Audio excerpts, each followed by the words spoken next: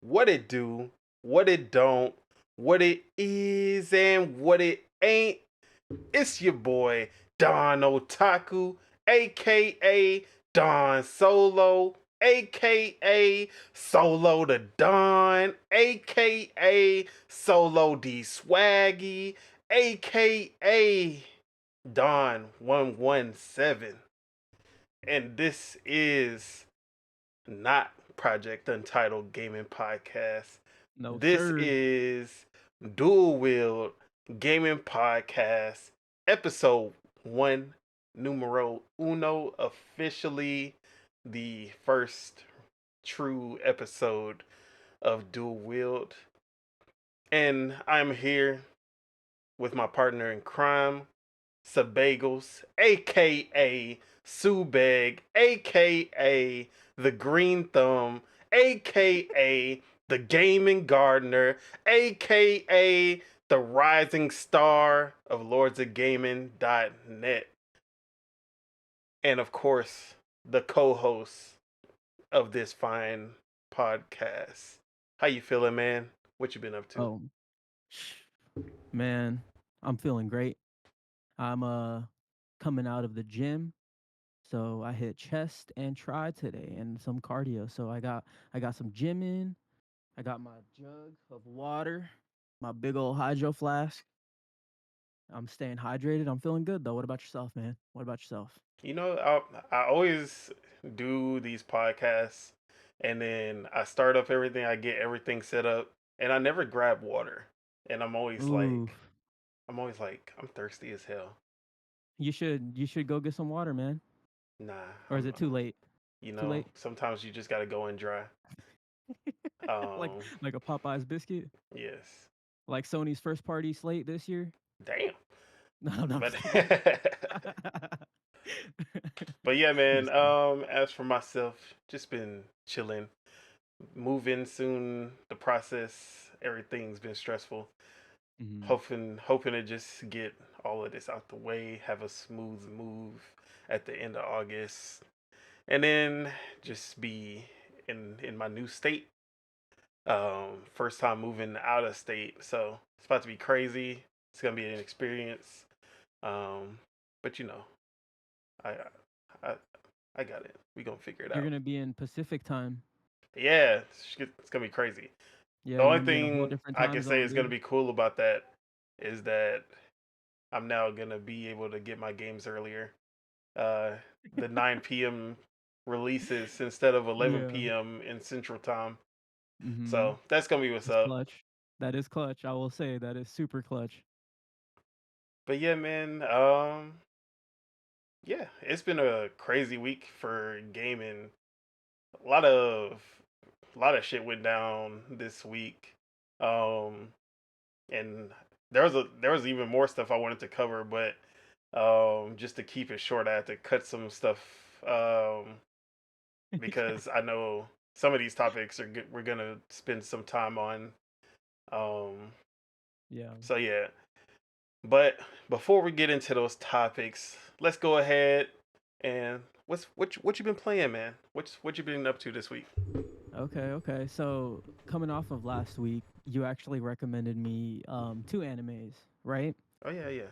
Yeah, so I actually have been watching Psychopaths. So it's not a I have been playing games with the same it's pretty much the same games that I talked about last week. Still Mm-hmm. just playing College Football 25, trying to get all the achievements in the game, but one of the achievements is bugged for me. So it's there's two offline modes, right? There's the dynasty mode which you pretty much play as the coach, Mm-hmm. and then there's the one where you play as a specific player. So I've done the one as a specific player. I won the Heisman and I won the football national championship. Yeah. So I got those trophies, right? Or those achievements. But the achievement for making the playoffs didn't pop for me. Oh, for real? So yeah, I don't know why it didn't because I literally played every single game. Like I think it was like 16 or 17 games that I Yeah, played. 16. And then Yeah, it's 16 and then the like championship games that happen afterwards. So I don't know how exactly. many that is. Yeah, so the one for making the college football playoffs I didn't get. but I got the achievement for winning the football for winning the football national championship, and I got the achievement for winning the Heisman Trophy.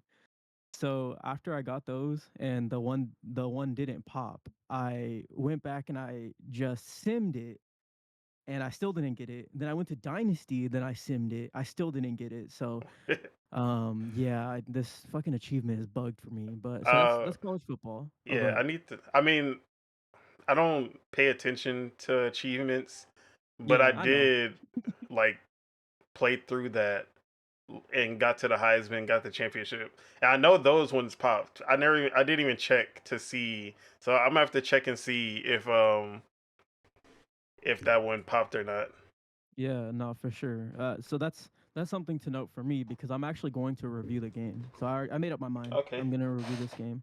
I'm already like I think I already have like 16 or 17 hours, so I have quite a bit of time. I'm gonna try to get a few wins under my belt in the ultimate team and playing like the college football playoffs mode, which is also multiplayer. So I'm gonna try to get some wins in that, and then I'm gonna try to get the full 1,000. But if I can't, that's gonna be fucking annoying. But it is what it is. But yeah, so I've been playing the college football 25. Still been playing a little bit of Kunitagami. I've been kind of using that game as like my wind down game. So like I'll sweat a little bit in college football and then I'll wind down in Kunitagami. But that plan like it alters because that game is stressful too, especially in the bosses. Whoa. But I've been playing Okay, sorry. Kunitagami. I got to I think the fifth or sixth boss, and I've unlocked the skill tree for so. So I got to that last night, and yeah, and then Psychopaths. I've been watching that, which has been really fucking good. That's a great recommendation, honestly. Yeah, when you said the Blade Runner, I was like, I know Yeah. something that's. I mean, it's not. I won't say it's like Blade Runner, but the the dystopian future element Hmm. of it, I feel Yeah. like you'd appreciate it. Yeah, and it kind of has like some like Cowboy Bebop like relevance as well. Yeah. Like even in the first episode, because the first episode of Cowboy Bebop is the one where the guy is like injecting shit into his eye or whatever, right? Hmm. And he's like with a girl, and that's the same almost with the first episode of that, where it's like a guy is like entrapping a girl and stuff like that, and you gotta go after them. It's similar in that aspect, but yeah, the I've been enjoying it. I think I'm on episode 7 now, so I haven't watched too much of it, but it's really good. And yeah, it has those cyberpunk vibes for Yeah. sure. Yeah. Definitely one of my top anime, and then one that I recommend, especially to people who don't really watch anime and like more mature TV shows with like really deep story Yeah. elements. So definitely, if you even if you don't like anime, you should check out Psychopaths. Highly recommend Hmm. it. But yeah, Yeah. anything else been going on? Anything else on your plate? No, that's pretty much it as far as video games and stuff. Yeah, I literally haven't played anything else other than those. I deleted Suicide Squad last night off my Hmm. PC. So I am gonna for sure wait for that game to be on one of the Console. streaming services like Game Pass or something. It's just not working well for me. It's just not working good on my PC. Okay, I Really understand. stuttery, really stuttery. I don't know why. Like I've tried to tweak the settings and stuff, the tweak and twerking and stuff. I Yeah, tried to do that, but it's. I will say though, the gameplay when you actually get it to work properly, swinging around, or using the different abilities with each of the Suicide Squad cast, it's actually fun traversal wise. So no hate on the game. yeah, I just don't. I just don't yeah. have it on my. It's just PC gaming. It's just not where it needs to be. If it was a It's not. consoles never let you down.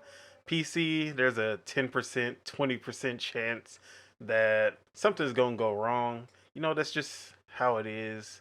Yep. Shout out to the consoles. They've perfected what they need to do when it comes to gaming. Just Yep. the slightest hiccup on a PC and everything just goes wrong. You get a blue screen of death, and then you're just like, what the fuck? Yeah, but now Chuck's not here to hear me talk down on PC players, so I'm gonna let it slide. When it works really well. I'll say Oh that. yeah, But when it for sure. doesn't, it's I so mean, frustrating. I'm basically all like, for the most part, I rarely ever play my consoles unless it's Switch exclusive stuff Uh-huh. or something just went wrong on my PC. So Mm. 90% of the time I'm on my PC. I see. I see. Yeah, no, I can't say the same for myself. I will say like, I'll say 25% of my gaming is done on PC, and then 75% is done on consoles. But that's why I want to get. That's why I wanted to get a fucking handheld, one of those PC handhelds. But like we said, we're waiting for Nintendo, our Lord and Saviors, to drop. The goat. The goat. But anyways, what you been playing, bro? So you know, I'm actually you can't see this, but trying out this new thing. If I don't have gameplay for a game that we're talking about, I just go on YouTube, look up some gameplay. I'm gonna put it on screen. So you're seeing EA College Football right now. Okay. Um, for the fine people, this was actually a suggestion from my sister. Shout out to her. Um, she was like, I was listening to the podcast and I'm over here, you talking about EA College Football, but you got another game on the screen. Like, why is Yeah. that? And I'm like, Just I let it was like, rock. yeah, you kind of right about that. So Yeah. we improve and we getting better every time. So shout out to her. We got that going now. So as you can see on the screen now, I have been playing Dungeons of Hinterberg. Um, I literally just started today during my break at Mhm. work. I was like, you know what? I just want to play something else. I played some Kunitsugami also today. Finally got back onto it. Beat the boss that was kicking my ass. Um, but yeah, I was like, you know what? I want to play Dungeons of Hinterberg. I need fresh, a fresh game to play. Yeah. Um, yeah, I didn't get too far. I only played about 30 or so minutes because um, I was working, actually working this time. And yeah, I played the demo of it. Played about an hour or two of it. So this wasn't like fresh, like my first time playing it. And You played the demo when it came out, right? yeah, when they had the Steam Next Fest, Okay. and I enjoyed it. Um, no, I like. There's no buts or anything. Like, I enjoyed it.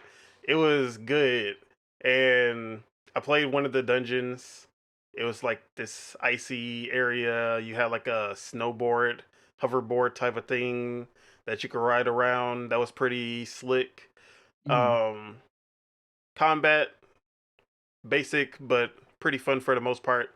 Um, Dodge roll, light attacks, heavy attacks, combos, switch them up, type Mhm. type deal. How does the combat feel? It feels pretty good. The hits have a nice impact, knockbacks. Um, the enemy AI is actually kind of, it's not as basic as you would think, because they'll have enemies who just like run away from the fight, kind of like grunts. Like, it has that Halo AI where like you'll be fighting the little grunts, like the little weakest type of enemy, and then some of them will be running away while the other ones are trying to fight you. Like, you'll knock down one of them and you just start Mhm. beating them on the ground, and then the other ones are just like, oh shit, let me get so like, Okay. there's some. I was like, okay, that's some surprising AI elements I wouldn't expect from a game like this. Mhm. Um, so that was cool to see. Um, and then there's puzzles. Um, it's very Zelda esque, like Okay. traditional Zelda. Um, Mm. there's climbing sections. Sadly, not nothing too crazy though. It was really light climbing sections, but Like those really um, linear ones? yeah, nothing, Okay. not Uncharted level. You're just going for hours. Um, I won't say Here hours, comes but the Uncharted slander. yeah, but The weekly Uncharted slander. No, the I'm only just kidding. the only thing that was kind of like as far as controlling the character and everything, the sprint is weird. Sometimes it does this like really slow build up to the sprint that I don't Okay. like. I just want to like instant sprint. Do you engage Um, sprint or does your character automatically sprint on their own? so it depends because sometimes you can just engage it, and then sometimes it won't let you engage it, and it does like the just slow build up. Mm, Um, interesting. so sorry, I just been going on without actually explaining what the game is. So No, you good. basically, this game is a dungeon crawler, Zelda esque type of game with puzzles, action, adventure elements. You have magic, which you don't actually see in this gameplay because I hadn't got the magic yet. But it also has life sim elements, a la Mm, Persona. You go okay. back to the town after you get out of a dungeon, and then you meet up with people, talk to them, befriend them, and it has like these day cycles where whenever you talk to someone or wherever you do events with someone, it does move that uh, calendar day forward or backwards or whatever. Well, I say backwards. I don't know what I'm talking about. Forward or back. It moves the calendar day forward. Yeah. Um. So yeah. I love those type of elements in games. Sadly, as far as I remember, there's no romance options. You know how I am about my romance options. Yeah. Um. But yeah. This game actually, like when we first saw the game, I was not I wasn't sold on like the graphics and like the The art art style. style and everything. Yeah. Because when we originally saw it, it looked really choppy and Mm. it didn't So look it wasn't performing smooth. well. Yeah, it didn't look smooth. The like fidelity didn't look nice. Um, but I It I, wasn't I polished. liked the direction that they were going. It just felt like the actual implementation of it, the execution of it didn't really meet my expectations. But then when I played it and I was like, oh, this game actually looks really nice and it runs really smoothly. Um, so I was Where are actually you playing it surprised. on? If you don't mind me Play asking. on PC. Okay, you're playing on PC. Yeah. Okay. But yeah, it really looks nice and it runs pretty smooth. I don't know how the Xbox version of it.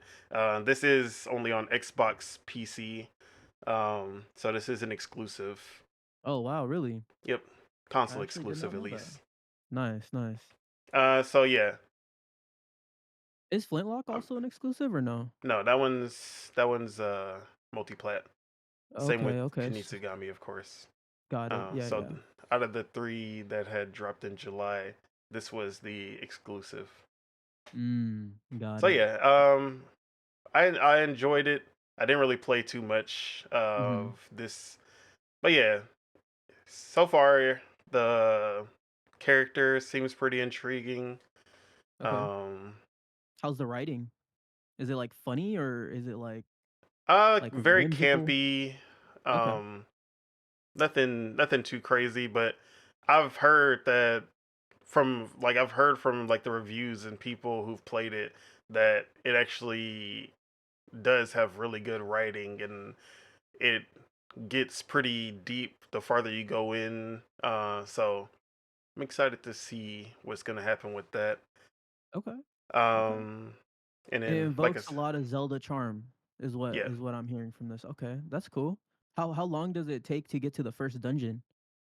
The first dungeon is the first 30 minutes. There's like Oh, a okay. tutorial dungeon, the Got it, beginner's got it, got dungeon it. that they say. And I believe the part that I played in the demo is the next dungeon after that. Got it. So, Okay. and that one was for like the first dungeon. It was pretty cool. I actually got stumped on one of the puzzles for a little bit, so I was like, okay, they, you know, they got me. I'm like, Okay. uh, I don't like easy, like puzzles that are too easy.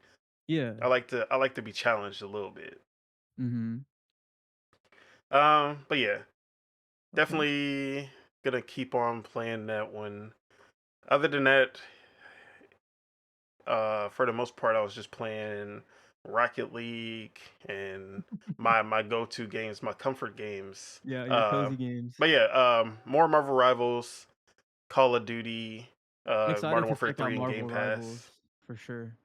Yeah, I was trying to get a code for Spita. Mm. Um, with the Twitch drops, it was impossible. Like as soon They were as they bugged, right? reset, they're just gone. Yeah, I heard something about that, about the Twitch drops being like bugged for that game.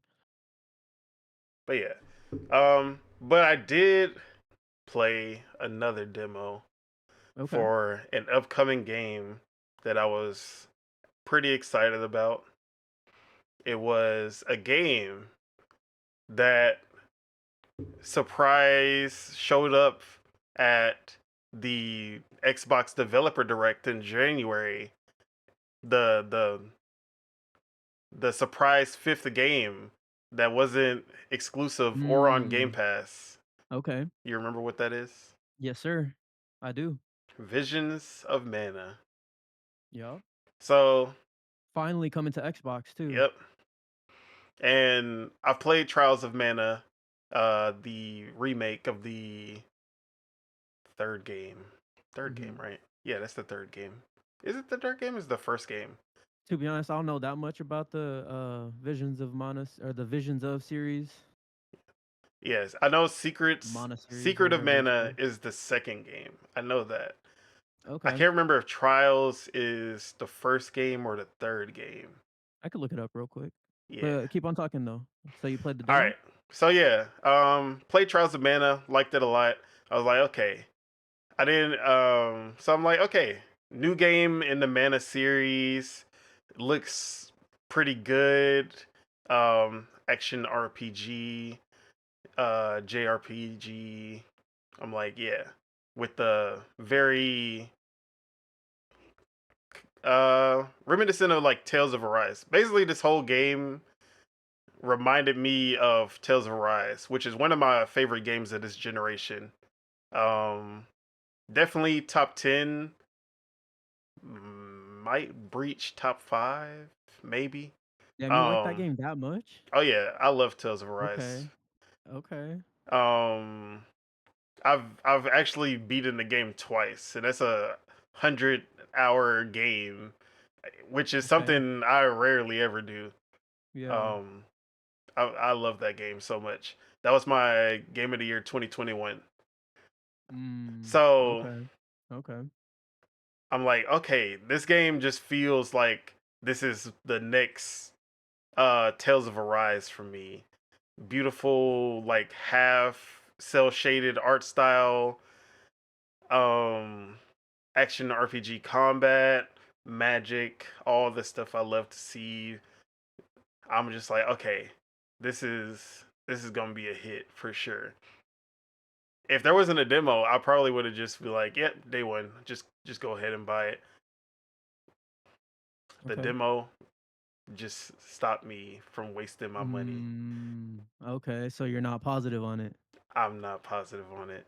Oh I was no. uh if I wish Spittle was here. Or well, you cuz Spittle was in a chat while I was playing this game, Yeah.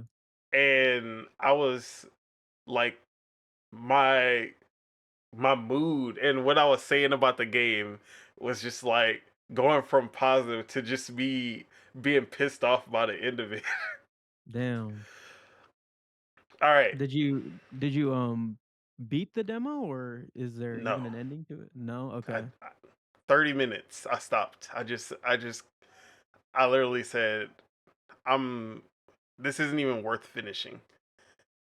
So, Tough. first Tough. things first. For the most part, the like when you're just looking at it in the gameplay and everything, you're like, okay, this game beautiful, looks great. Yeah. They go into a cutscene. Jesus Christ. The facial animations of the characters in the cutscenes look so terrible and low budget. They just look like dolls with Ooh. no, like, they're supposed to be changing their expression, Yeah. and it just looks so off. And Mm. there's a part where the MC is like supposed to be sad, and he's like saying something, but he's like smiling still because his face didn't actually change. I was like, what is this? Like, Damn. this game So just you're what feels you're saying is rushed. it's That's budget. really the biggest issue of it. A lot of it, once you get into it, it feels rushed. Mm. Um, but I'm not even like, because I'm not the graphics for or anything, Yeah. but there's something about animations, and I'm more a stickler on animations than I am on like just graphical fidelity. Um, but Square Enix also did the same thing with the new um the Saga game, Emerald Beyond. And I dogged that game because it just felt so low budget. It didn't make sense. Like, you get into the combat of the game, and you're like, okay, this is where all of the budget went, and everything outside of the combat was just so bad. But in this case, I wanted to love the combat, and it was just okay. So it has normal attacks, special attacks, and you also have some magic abilities. You have a mana bar that you every time you use magic, you lose some of it, but it recharges. Yada yada. Mm-hmm. The sword combat, actually, I tried all the characters are playable. You can just switch to them and you'll be able to play as the other character. Okay. Tried everyone. So, because the main character, he has a big great swords, slow attacks. Um didn't feel satisfying. There's not really any mix up with the combos. It's literally just every time you press Y, it's just gonna be a big swing, overhead swing. So Okay. you really can't mix it up with it. It's just you either keep tapping X and then you press Y to knock the enemy back. Um, Isn't there air combos in this game? yeah. So there's no. Oh, that's. Thank you for reminding me. There's no air launch, Mm. so you can Okay. jump and attack enemies in the air, but there's no like launch them into the air and do air combo, which you would expect with any game that actually has Air aerial combo. combat. Yeah. Um, and Hmm. maybe this is just Interesting. early on. Maybe I have to actually learn these abilities and things. But Yeah. I'm just going off the demo. If this is the case, this wasn't a good demo to should have put me further in the game.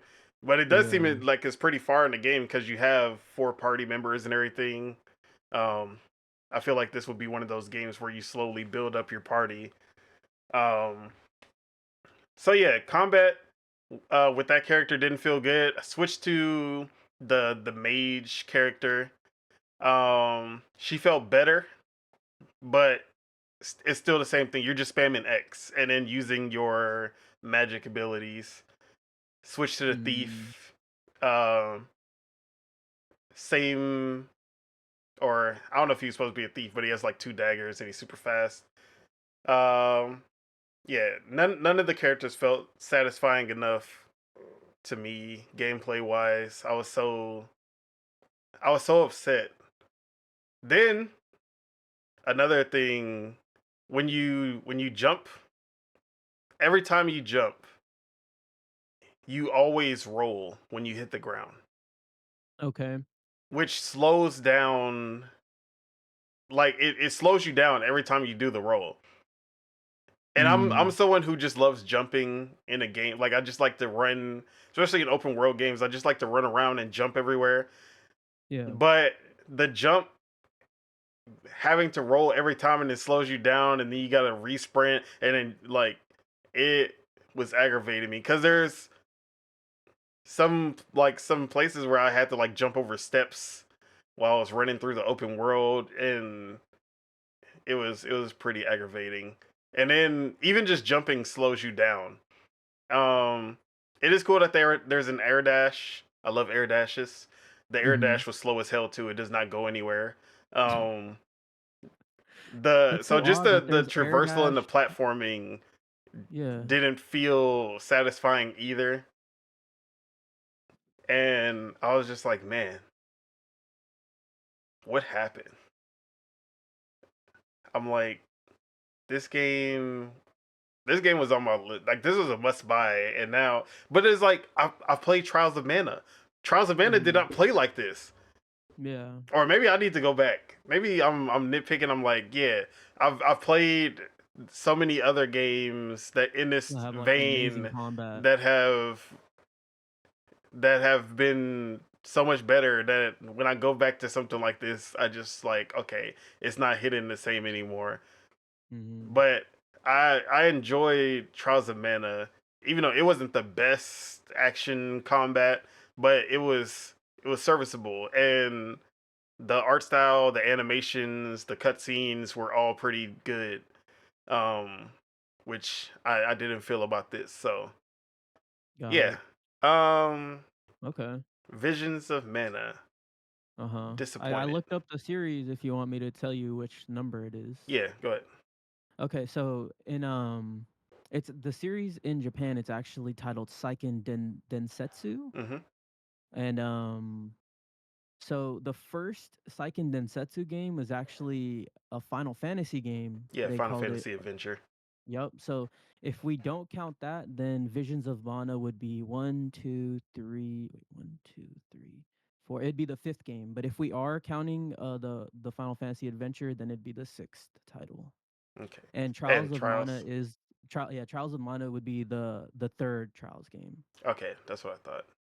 Yeah. Yeah, because I know it goes Final Fantasy Adventure, then Secret of Mana, and then Trials of Mana, Yep. and Yep. then the fourth one I don't even remember.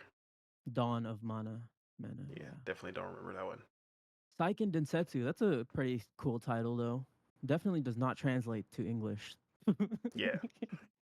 Just like Kunitsugami, but they just rolled with it, I guess. So yeah, yeah, that was basically Damn. the only other new game that I played. Damn, that's So yeah. disappointing. That's really disappointing. So it just sounds like it's budget as fuck. Yeah, it just feels like it got shortchanged in a lot of areas, which I wasn't. I mean, like I didn't expect some big Final Fantasy 16 budget, but I at least wanted the gameplay to feel good. Oh yeah, Hmm. you get these dog wolf things that you can ride. I'm Okay. like, okay, maybe So you get a mount. it'll be fun to traverse with this thing. No, Mm. not at all. I actually preferred running than being on the dog. That's funny. That's kind of how I felt in Rebirth, to be honest. But damn, dude, that's unfortunate. That's really unfortunate, man. Because I know people have been waiting for a new mana title or whatever. Yeah, shout out Seiken to Densetsu. Miles Dompier, the biggest Mana fan. I hope that he enjoys it. I'm pretty sure he will. Um, Yeah. Okay. I'm not the biggest Mana fan. I like Secrets of Mana on SNES, and then played the Trials of Mana remake. Thought that was pretty cool. So it's always been like Mm. a solid 8 out of 10 franchise for me. Okay. Um, this didn't meet the 8 out of 10 standard that I had for it. So yeah. Okay. Okay. Would you say so? In it's not better than the Tales of series, in your opinion? Oh no, not even. That's Okay. so. I feel like maybe it's just because I was comparing it to Tales Arise. of, and Tales of Arise was like the glow up for the Tales of series because Tales of used to be the most budget, like half-assed game series. Um, they used to, yeah, they used to half-ass those games. But the combat felt good, and that's all that mattered. Like at the end, the story was good, the characters were good, combat felt good. Okay, the cutscenes they would go to the they would usually just use the 2D animation for that. Mhm. Yeah. So it was budget, but they knew how to work it and make it good. Tales of Arise, they were like, we want to we want that glow up, and yeah, Tales of Arise they leveled up exponentially from like Berseria. I think that was the last one before. Okay. And yeah, Tales of Arise is one of my favorite Japanese action RPGs uh all time. So Okay. comparing this to that does nothing. And Tales of Rise, one of the few games that I've 1,000 out of 1,000 every single Oh wow. achievement. Okay. I rarely ever do that. I went back and did every single side quest, unlocked. I bought all the DLC for the game. That's how much I Okay. love the game. All Yeah. the DLC was just cosmetics and stuff. I was just like, I just want to support y'all. I just Doesn't love doesn't what um y'all doesn't did. Arise also have the expansion too? Yes. Which I actually haven't finished. So I Okay. do need to get on that. Got it. Got it. Um, it's because I did a second playthrough leading up to to the DLC, so I was burnt out by the time I got to the Mm, DLC. I I didn't see. actually end up finishing it. Yeah, I remember I played probably like 15 hours of Arise. The thing that was annoying me though, this is a fucking nitpick because I think the whole series is like this, but Hmm. those like you would enter new areas and then you would have to click one of the buttons to get into a cutscene to actually Yeah, get those I forgot what those are called, but little those like character driven cutscenes. yeah, where you get to hear the conversations between the optional little conversations that they'll have. Yeah. Yeah, I like that in concept, but I didn't like how like sometimes they would just pile up and they'd be like back to back to back, you know what I'm Yeah, saying? you got to do them as soon as you see them, or they just gonna Yeah, pile up, and then you're just gonna be sitting there. exactly. Yeah, that's one of the things that kind of got me away from the game, but now I remember I was having fun with it, but it's just one of those where I just didn't stick with. Hmm. But for JRPGs though, I think if I am going to pick one, I'm probably going to try Shin Megami Tensei 5. Oh yeah, I think yeah, cuz RPGs are a huge undertaking. Any of them. It doesn't matter which one. All JRPGs are freaking like 50 plus hour long stories, so you got to pick and choose, but yeah. Okay. yeah. Okay. Visions of Maddie's Mana kind of been pushing me oh, towards Trails. I who? might Trails, No, Trails who's been of pushing you towards the stress? Trails of Sky, Trails of Oh, okay. uh Dawn Break, whatever, all of The those. persona likes, right? Yeah, or I wouldn't call them Persona likes, but the ones that he basically say are it's the MCU of JRPGs where all of these games come together and the stories just um Yeah, it's basically the MCU. You play all these individual stories, and then you'll see Oh, the Legend of how Heroes games. Legends of Heroes. Yeah, Yeah, yeah, I always okay, call it okay. Trails. Got Um, it, got it. yeah. I So thought you said Tails again. no, no, no. So I've been thinking about starting that. I just know Okay. it's it's gonna be a lot. Yeah, that's another one where it's like so that's probably like a whole maybe like a year or two's worth of video games right there Yeah, for if you sure. play games at the rate that I do. All right, but yeah, Okay. that's what we've been playing. Yup. So let's get some warm up questions. Some of the get to know us questions that we have. Yup. All right. So let's get some positivity going. What are you most excited about as far as gaming as a whole Okay. goes right now? Like what it's what's making you excited about gaming right now? Okay. So I will say the thing that I like to see the most, the thing that excites me is seeing niche genres or subgenres become like mainstream. So I feel like the one that's recent has been like the Souls games, especially specifically with Elden Ring. So Hmm. I remember seeing like, you know, when Demon Souls was out, it was like super niche, right? And then it started to get a little bit bigger with like Dark Souls and then Bloodborne and stuff like that. But it was always kind of like a small bubble. But then when Elden Ring came out, it was like huge and like everyone was playing it. And back then, I remember I was like kind of salty because I was like, damn, like y'all just got to this. Like I've been knowing about the greatness of From Software, even though I observed them from afar because I don't beat a lot of their games, but I've known of them, you know. Yeah, But I see how many people like are into the Souls games now, and that's exciting though. That's exciting, especially considering how many people are making Souls games now. Because even Star Wars has like Souls likes games, like with the Jedi series and stuff like yeah. that. So I mean, seeing j- small niche. Oh, go ahead, go ahead. I was gonna say, is it really niche? Is it really small? Because if I It remember correctly, was Dark Souls 3 sold like 10 million copies, like okay, back in 2017, 18, whenever it was. but how many And did Demon Souls sell though? yeah, Demon Souls, it's like It probably if sold less than 2 million. I'll say it's less than oh, two it million. was So definitely probably less than a million, honestly. Dark Souls, Dark Souls word of mouth grew with each entry, and those games became 10 million sellers, like by Dark Souls 3. okay, And okay.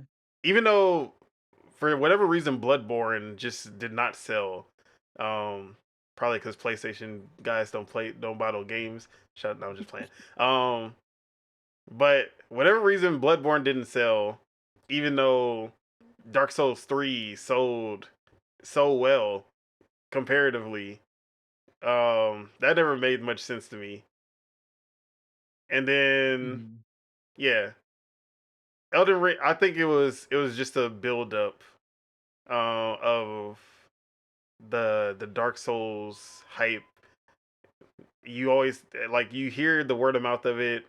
It's the hardest game ever. If you can beat this, you're a You're a goat. true Everyone wants to gamer. try. Like oh, it can't be that hard. Some people just pick it up out of curiosity.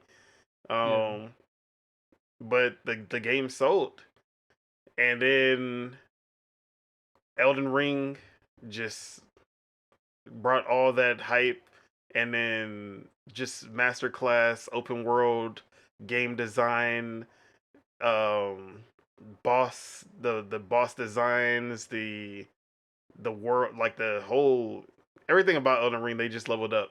So it just made sense that that game became what it is, and the Souls genre as a whole became what it is now. But yeah, sorry. Mhm. Go on.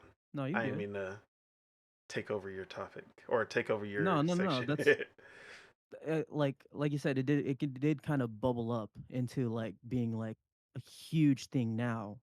But I'm excited to see what genres are gonna become super popular in the future. Like who knows? Maybe freaking everyone in the world is gonna be playing like like 4X games or something. Like who knows? You know.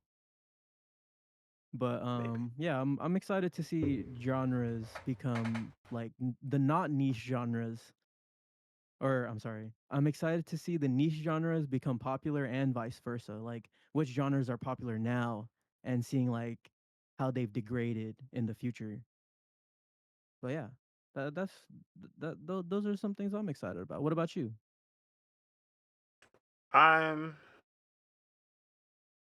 I know a lot of people are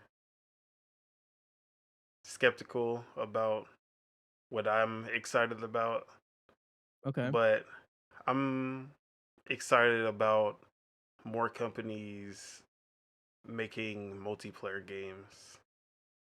Okay. Because I have a love for multiplayer games. I like to play with my friends. I love single player games. A Yeah. lot of the games I play are single player games. I just feel that there was a time where a lot of AAA devs started to get away from multiplayer, um, especially because most single player games had a multiplayer section, like they had a component to it that was multiplayer, and you just saw that disappear. So devs like Naughty Dog, who used to have amazing multiplayer in their single player games, just stopped doing it with The Last of Us Part Two. Mhm.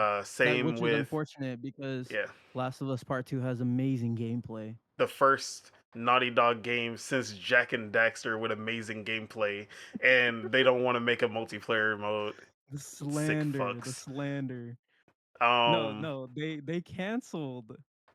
yeah. canceled the I mean, well, game first for it was supposed to be Concord, a bro. part of it. Then they were like, it's just so big and so bombastic and so like ambitious that we just had to make it into a separate game. And then Bungie comes through. We gonna get to that. Um, but Yeah, yeah, Bungie. I love me some multiplayer games. I love the now.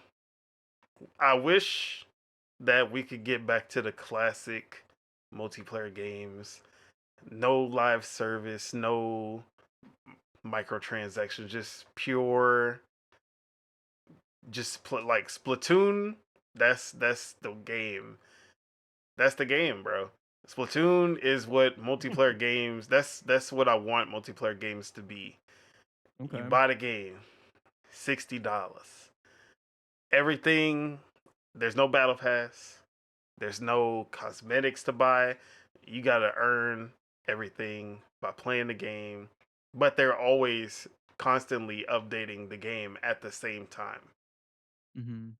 There's always new Splatfests, new weapons, new new cosmetics to get from the store. The shops refresh, get some new stuff.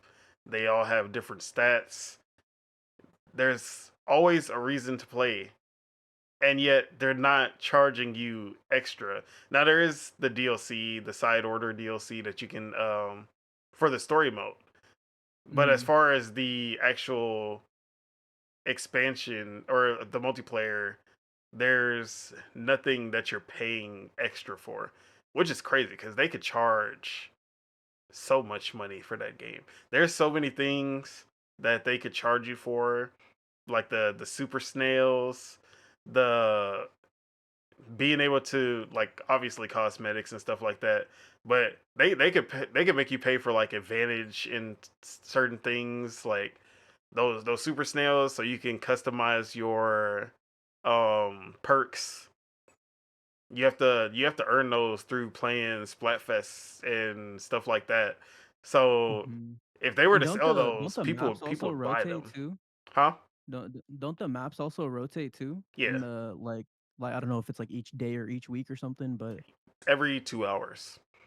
every 2 hours they Every rotate. 2 hours, Oh the wow. the maps rotate. Okay. Okay.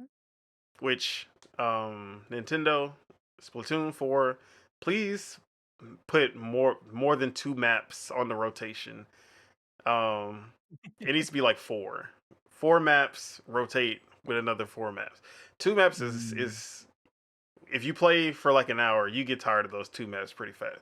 Um, I understand that it's about learning those maps and having your right loadout for that map because the maps play a big part in what loadout you use.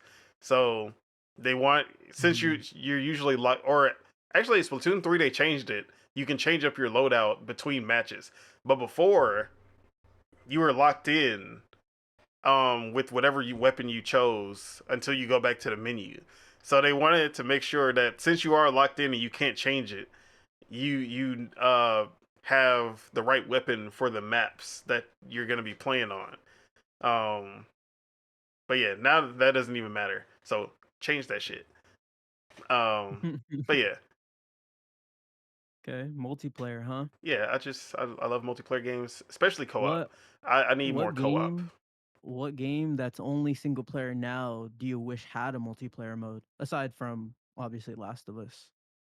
Spider-Man 2. Okay. Um, let's see. What's some games that would work that I've played recently? I feel like a lot of Bethesda games should have co-op in them. I want a Starfield 76, Starfield online, Okay. for sure. Uh-huh. Cuz I remember in Skyrim you could like you obviously can have like a companion with you. I always used to think like, why can't this companion just be like one of my friends, you know? Neon White, it'd be cool if there was actually like head-to-head racing. Okay. Like you're going against people's times, but like it'd be cool if there was like real-time races as well, as far as the multiplayer game would go, Mhm. multiplayer mode. Okay. But yeah, I was just going Okay, through my library to multiplayer. see if I can think of anything. Yeah, yeah. I know Cyberpunk was supposed to have a multiplayer mode, but they Oh, canned bro, it. that would have been crazy, especially with Yeah, that after they fixed it. mhm, for sure. Yeah, I don't know. I'm just, Hades, that game should have co-op. oh yeah, bro. A lot of isometric games might as well just have co-op. Um, I was even thinking games like maybe even like Kunitsugami could have a co-op mode, you yeah, know? I was gonna say that, and I was like, because I've played tower defense games like Pixel Mhm. Junk that have that real time element to it where you're playing as a character going through the tower defense. And that one's co-op as well. I Okay. wish more turn-based RPG games had co-op to feel more like Baldur's Gate 3 or For the King style of game. Like Darkest Dungeon could be cool in co-op. Mhm. So yeah, Okay. there's Okay. there's a lot of games if you build it right, you can tweak some things to make it a good co-op game. But yeah, that's what I'm excited for multiplayer. I'm excited for co-op. Okay. All right. And on the reverse side of that question, what do you feel is missing in gaming right now? Okay, missing. Um, that's I feel like that's a lot harder to pinpoint, in my opinion. But what is missing? What is missing? I don't know, dude. Not much. Because I would say, if you asked me like a few years ago, I would give you like a list of dream games, like a game that's set in feudal Japan where you're exploring the world and there's cherry blossom and stuff. And then they made that game with Ghost of Tsushima. And then another one where it's like I want to explore the stars and conquer the galaxy or land on planets and survey them and go on quests and stuff like that. And then they made those games like No Man's Sky and Starfield and stuff like that. So what is missing though? Um, I It doesn't have to think be like specific genres or games or anything, just like yeah. features that maybe they just don't do anymore. Okay. Honestly, I feel like this is gonna be technically a genre, but I miss the character like platformers. The Sly Coopers, the Jack and Daxters, the Ratchet and Clanks. I miss those.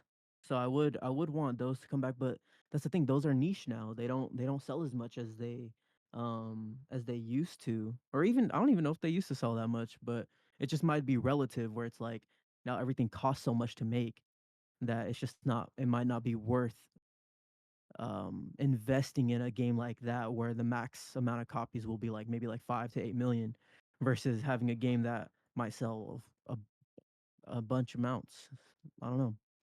Um, Yeah, it Definitely seems like co-op. if you're not Nintendo, you're not putting out a character platformer that's gonna sell 10 plus million.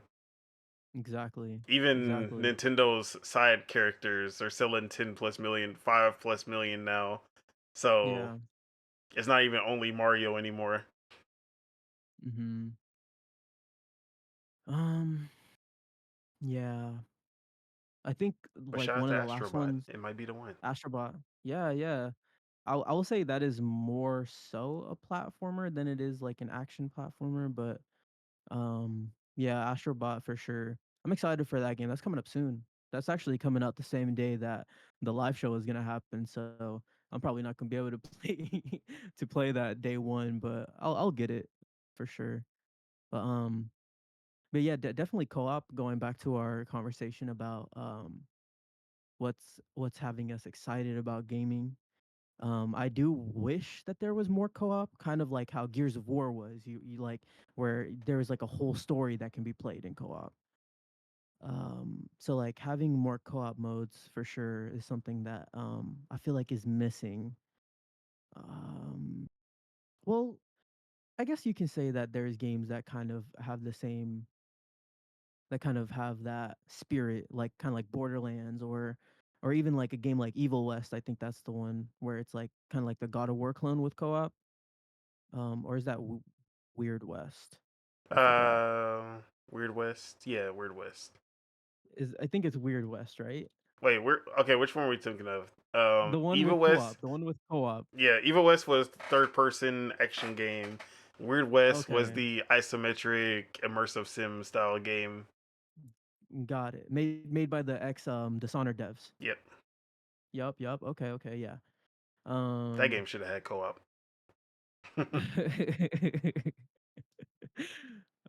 but yeah, I would say that I think that's what's missing. Yeah, for me, risk taking and Mm, unique new ideas from the AAA. Something that yeah. we used to see a lot during the 360 era when games were less expensive and were quicker to put out. They were able to try new things because even if it failed, they could turn around and put something out um, really quick to make up for it. We saw some of the just most out there ideas. Some of them panned out, some of them didn't. Um, I don't think we would ever see Portal if it was thought of today. I think they would see that and be like, yeah, that's very risky. Something like even to this day, like there are no more GTA clones because no one Mm, wants to breaking actually dogs. make no one wants to take the risk of making a GTA and then it failing. Yeah. We lost Watch Dogs. We Saints Row jumped off a cliff. Yep. Um and even them just trying to do 1/4 of what Grand Theft Auto is too risky because of how big Grand Theft Auto is. Mhm. I want some AAA devs to actually try to take the crown from GTA. I want them to do the whole $500 million package to try to make their own GTA. But no one would ever, or maybe we'll see. But I doubt any publisher would actually put that risk into it. Yeah. Yeah, I don't know. The devs that try, they fucking get shut down. Like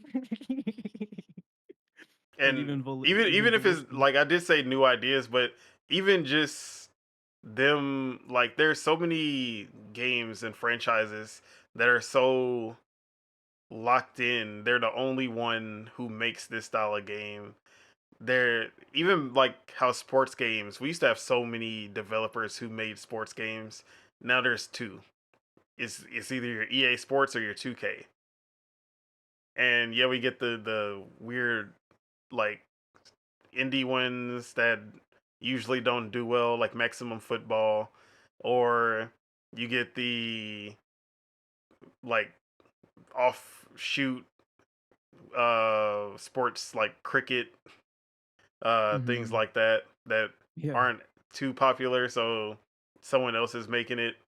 But yeah, for the most part, there's a monopoly on sports games, especially NFL, because there's literally a monopoly because of EA. And the Madden license. Yeah. Yeah. So no, we keep getting the safe bets from all these AAA developers. Unless they say, hey, what if we made a smaller, cheaper game and we try something new, like a Kunitsugami, like a Grounded, Pentiment. But when it comes to the AAA level budget, it has to be a safe bet if you're gonna get that action RPG, action adventure game, narrative driven game, multiplayer first person shooter, third person shooter, 6v6 hero shooter. It's never Mhm. it's never something that's like out there that you would not expect. Yeah. No, for sure. For sure. Like, when's the last time you've been genuinely surprised by a AAA game and you're like, that's not just like they did this genre better than like it's 10% better than the last game in this genre. I'm rarely wowed nowadays, to be honest. I'm more so wowed by indie games now. Yes, indie Cause games the are the basically the last beacon of creativity. Um, and I always say Nintendo is also they know how to make their most like abused franchises like Mario and Zelda and still churn out something that puts out these ideas that you would never expect. But I Mhm. also wish that they would just do a new IP and use some of those ideas for something completely new. Um Yeah. so yeah.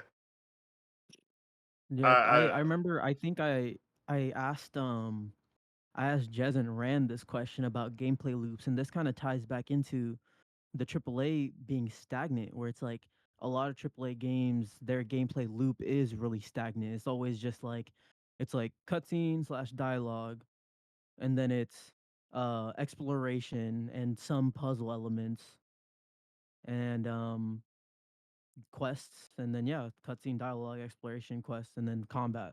That's like the main loop. Like most AAA games don't really deviate from that loop.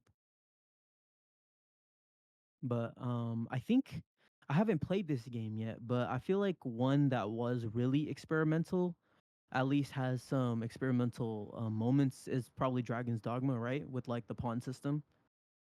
Like that's pretty revolutionary, right? Yeah, but it's the same pawn system from the first Dragon's Dogma that came out during the 360. They just Okay. fleshed it out and gave it the care that the first one should have got. Mhm. So yeah, there's that one. There's, I mean, like I said, the ones that do try to like do something new, they fucking get shut down. Like Tango with Hi-Fi Rush, where it's like you take a character action game and then you add rhythm elements, and it's Yeah, like that so is yeah, that that's is probably the unique, last but time. And even though that's not AAA, it felt like a AAA game with how high yeah, quality it was. exactly. Yeah, it doesn't happen. The more money that there is in this industry, the less creative risks that the big developers are going to take. So that's just kind of the thing that sucks about it. Yeah, and I still do like when Capcom, Obsidian, they just come out and say, you know what, we're gonna put a small team. They're gonna make an Exo Primal, which Hmm. cool idea. It failed, but it was something unique. We hadn't really seen something like Exo Primal, and I like that. Yeah, yeah, Then Kunitsugami, yep, completely new. Like, yes, it's tower defense. Yes, it's action gameplay, but the way that they meld it together to create something that feels completely unique. Um, that was also, I like seeing stuff like that on the double A side. yep. Um, so yeah, I hope that there's actually because we're gonna get into this a little bit with one of our topics later that has to do with the news. Hmm. I hope we start to see more of these AAA developers with 400, sometimes 500 plus developers working on just one or two projects. Maybe just get a little spin off going where they can come out with something, get the creative juices flowing, get out something completely unique. Um, I want more devs to do that. Yeah, yeah, yeah. Shout for sure. Shout out to Obsidian because they literally did that. I think their main creative. He said that if they weren't able to do that, then he probably would have left. Yep. Double Fine also did that pretty well during the Xbox One generation. They had so many, although they didn't have the big AAA game, they broke up their team and made a bunch of smaller games. And although I love Psychonauts 2, that's probably the closest to AAA we've seen from them. Hmm. I also love, I'd love to see them make more games like Massive Chalice, which was a uh, turn-based strategy tactics game Okay. that was really cool from them, or Broken Age, which was a 2D narrative-driven um, kind of episodic, even though it was only two parts, but story-driven game like that. They just tried so many different things. Stacking, I think it was called. Cool. So I that's I've actually been waiting because it's been so long since we've seen anything from Double Fine because they're usually just putting out all these small titles relatively fast. Like I think they were really putting out a game a year, like if not 1 year, 2 years, back on the Xbox One. So it's weird to see them so quiet after Psychonauts 2, Mhm. especially when we see their documentaries and they've had games that they were working on even before Psychonauts 2. So I wonder what's going on with them. I've been waiting to see what they got in stock. Yeah, yeah, for sure. Like, how many stocks do they really have in stock? One, two, three, four, five, plus five. I think that Double Fine stock is rising because they got a really good strong-willed creator. Oh They yeah, got they got a guy that has a really strong mind. So I think good stuff comes out of teams with that have really strong creatives. but yeah. Anything else you wanted to add? Should we move over to the news? Let me see. Let me see. Do I got any notes written down? Um, mm, no, I think we're good. Okay, I think we're good. so let's get into the big one. We'll start with all the bad news first. This one was the big one from this week, and that is whatever the fuck is going on at Bungie. Yeah, Um, yeah, Bungie. It's Bungie has always been a very weird studio, but since they got bought out by PlayStation, their weird level has just been on another level. Um, you they want to say what happened to them first? yeah. So let me bring up Jason Tweet. Schreier's Yeah, article. I have that tweet up right Uh, now. So Sony's Bungie is shrinking from 1,300 people to 850. First off, I just want to say 1,300 people is fucking crazy.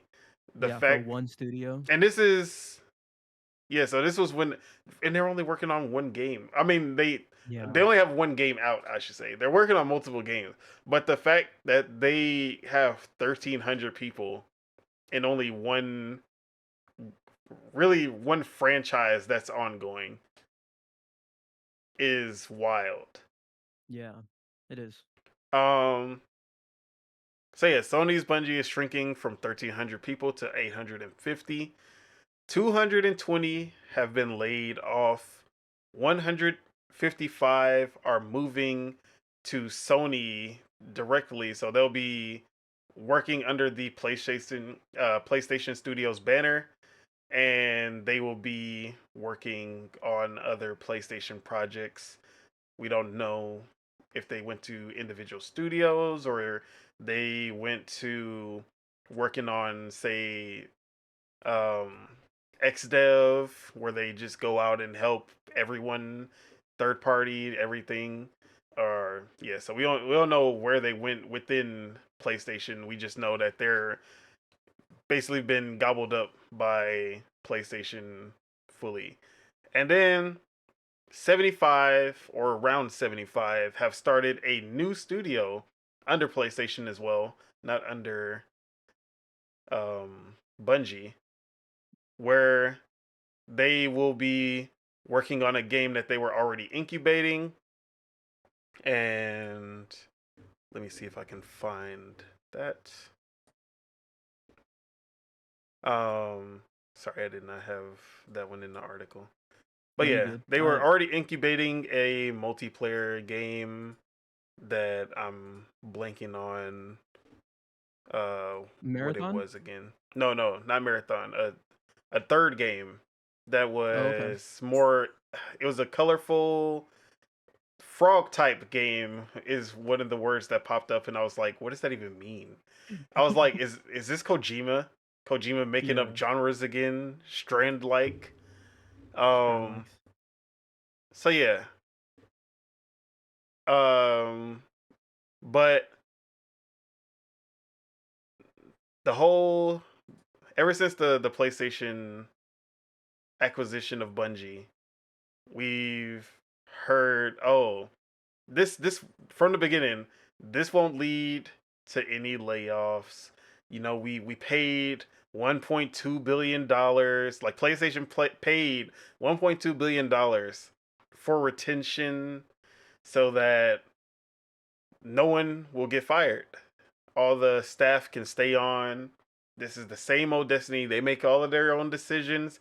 They're just under the PlayStation banner for the funding, and so that they can give their expertise in multiplayer games to Sony, who is making all of these new live service multiplayer games. It was over 10 at the time, and now we're like down to like 3. So 3 or 4. Um and that always sounded like a good setup. Everyone was like, yeah, it's a good fit. They even the fact that they were just multi-platform under PlayStation. They were putting games out on Xbox, including Marathon. They were like, all of our games will be on every console we can get it on, and that was always crazy. Like Sony paid 3.6 billion for a studio that they really have no control over, outside of them assisting in building their multiplayer games. Always seemed crazy at the time. Always seemed weird.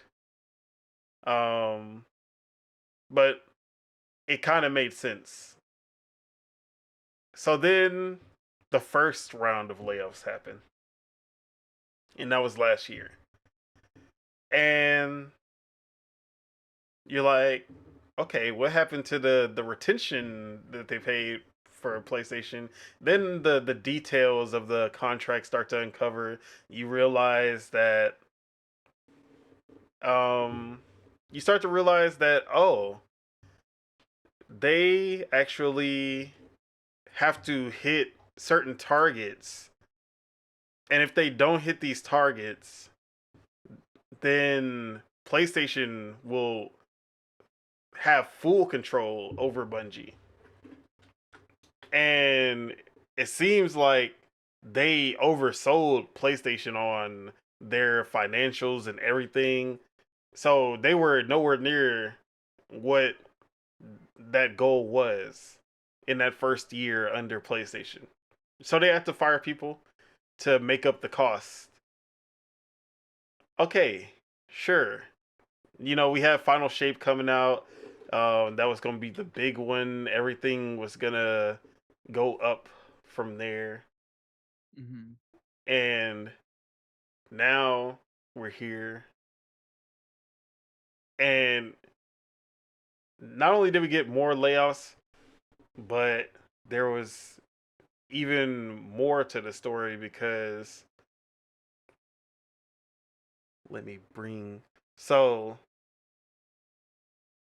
it seems, as far as Jeff Grubb has said, that Bungie is already now under control under Herman Host. So it seems Mm. Herman Host has completely become the overseer of Bungie, which, no matter how you look at it, it seems like that would mean that they have been put under the full control of PlayStation. They no longer have their independence that they were always fighting for. Even under they fought Activision for their independence. They fought Microsoft for their independence. Now they're under PlayStation, and they were so happy about their independence. And now it just seems like they lost it. They cut people, and it just doesn't seem like the same energy that Bungie is known for. Sorry about the cameras going wonky. It looks good on Um, my end, to be honest. so yeah, it's really Bungie. weird, Yeah. but yeah, let's just start on the layoffs and the the layoffs. the the aftermath of that, and then just the acquisition in general. Like, how did you feel about it back then, and how are you feeling about it now? Yeah, so for the layoffs, I just gotta say it is sad because Bungie does have incredible talent. Like every single time their expansion comes out, there's always people. Well, not every expansion, but there's always people saying like Destiny is like in a really good spot now. They got their content pipeline going. They got amazing raids, and that's something that not a lot of devs do. Is like those really intricate raids. And so it is sad seeing that, and it's honestly I didn't even know that Bungie had like over 1,000 employees. So that's actually a lot for just one studio. Yeah, that If you think is about it, a shit ton. that's a ridiculous amount of for just one game. And if you think about it, it's crazy because Steam only employ or Valve only employs like 400 people, and they run all of Steam, and they also make video games like Counter-Strike, which is like one of the most popular freaking uh shooters ever, you know? So like literally like number 1 on the most played games on Steam every single day. So it's kind of crazy if you think about it, but yeah, it's sad. It's sad for sure because this obviously isn't the outcome they wanted when they signed up with PlayStation, and it's it's just funny. They escaped two people, and and they chose the one that pretty much is making them lose their complete independence. They're like you left Microsoft because you wanted to be off of like the Halo salt mines or whatever. And then you got to Activision. They Yeah, and then the same shit happens. it Like, was Microsoft isn't giving me the freedom to make my new game, my new child, Destiny. We have to leave. We have to yeah, go to Activision. They're gonna let us make Destiny, yup, and then Activision wants to has too much say in Destiny. We want to have full control of our baby Destiny, and we don't want to reel it in. We want everything to be how we envision. We're gonna leave Activision. We're gonna go solo. We do not have enough money to keep Destiny going without having a publisher. We need to find someone to give us the money to keep making Destiny. They find PlayStation. PlayStation agrees to all their ridiculous terms that no other studio would ever get away with. No full control, multi-plat.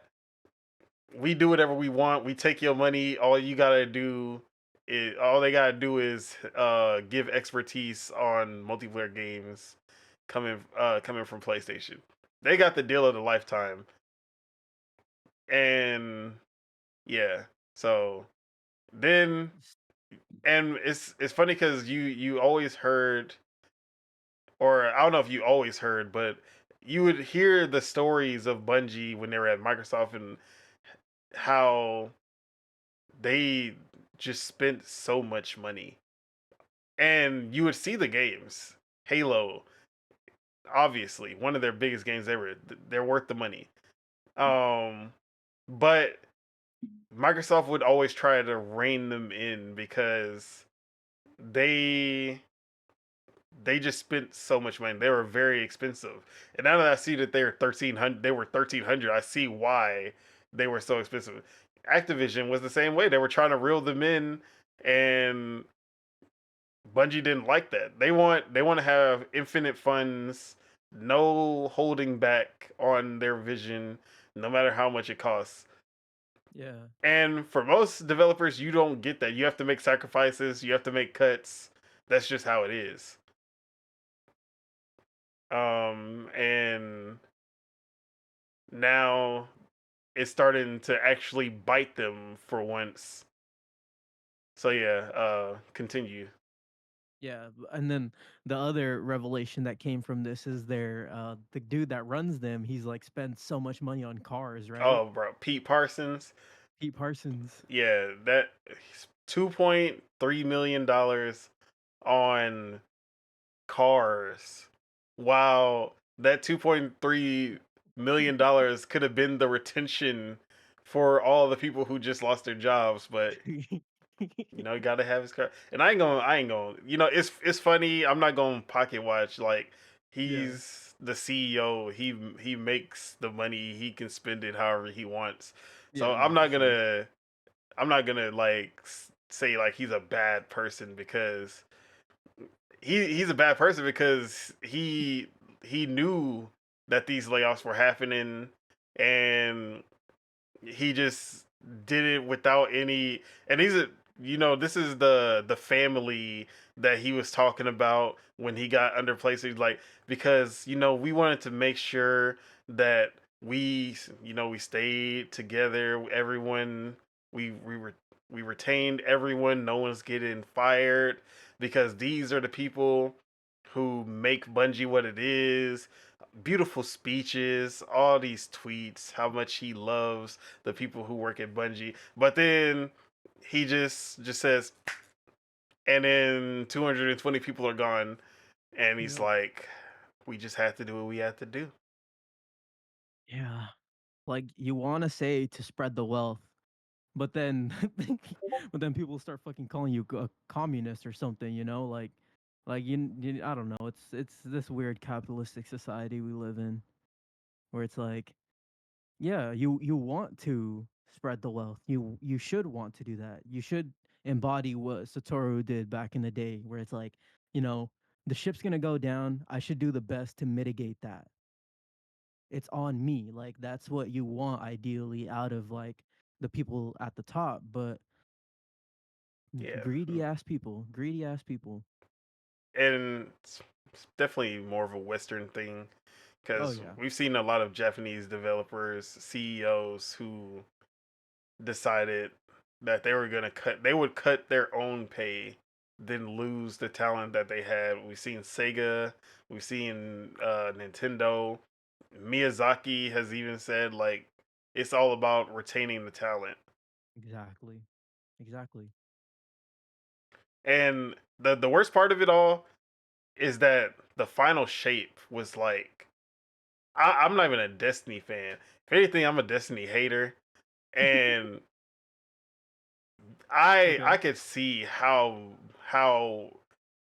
how like hyped the Destiny community was when Final Shape came out, and how satisfied they were with this expansion, and how they just wrapped it up perfectly. Like hearing Cog talk about Destiny the Final Shape and seeing the reviews in the 90s, and Yeah. you just see how well this team did for their community, and then their reward is layoffs. Crazy. Yeah, that's. And it's also crazy to think about because Bungie could have been acquired by Xbox back in Yep. 2021, you know? So they could have been under Xbox still, but I don't. I just think that PlayStation overlooked the fact that Bungie actually requires so much for them to actually operate how they do, like, creating expansions every year. Um because live service games are not cheap to make or even like keep them going. So it's like I don't know. It just seems like Sony just didn't really think when they got Bungie. They're just like, "Oh, let's just Well, get them because of their multiplayer prowess." I also need to add that um they, according to some of the reports that are coming out, Uh-huh. Bungie definitely fudged some of those numbers when they Mm. shopped themselves to PlayStation. Okay. What do you mean Um, by that? so when he, and this was actually said back when the first round of layoffs happened. I forgot who said it, Okay. but they were saying that the what Bungie showed PlayStation as far as their financials go, completely different Oh wow. to What was the what, real like, when case? PlayStation actually got a hold of them and they were looking through like, hold on, what what's Wow. going on here? Yeah. Um, so Damn, is that even legal? I mean, they haven't been sued, so I guess not, Shit. or I guess it is legal. Yeah, But yeah. this is actually coming from Steven Totilo, and he's talking about how he spoke to ex Bungie workers about yesterday's big cuts. Okay. This round was in the works prior to Final Shape, so this was Mm. going to happen whether Final Shape was a success or not. Feeling is Bungie bosses oversold studio to Sony, and the outcome of not selling to Sony would have been worse. And the quote was, "The alternate history is insolvency." So Hmm. if they stayed independent, they probably wouldn't even be here today. Or maybe the Final Shape would have been like their final hurrah, and then the studio would have just died after that. Um, Mm. Okay. so I'm gonna read off of Steven Totilo's article from Okay. GameFile.news. Bungie's deep job cuts were in the works prior to Destiny's most recent release, sources say. A second round of deep job cuts at Destiny Studio Bungie in less than a year has sent shockwaves through the games industry on Wednesday. The cuts were not a sudden move. A sizable new round of layoffs had been planned by Bungie management for months before the launch of the studio's acclaimed Destiny 2 expansion, The Final Shape, this past June. Two former Bungie employees told GameFile. The layoffs were announced publicly yesterday by Bungie CEO Pete Parsons, who said 220 workers would lose their jobs out of a workforce of about 1,300. Okay. Bungie is also working with parent company Sony to integrate 155 of our roles into its PlayStation group, Sony Interactive Entertainment.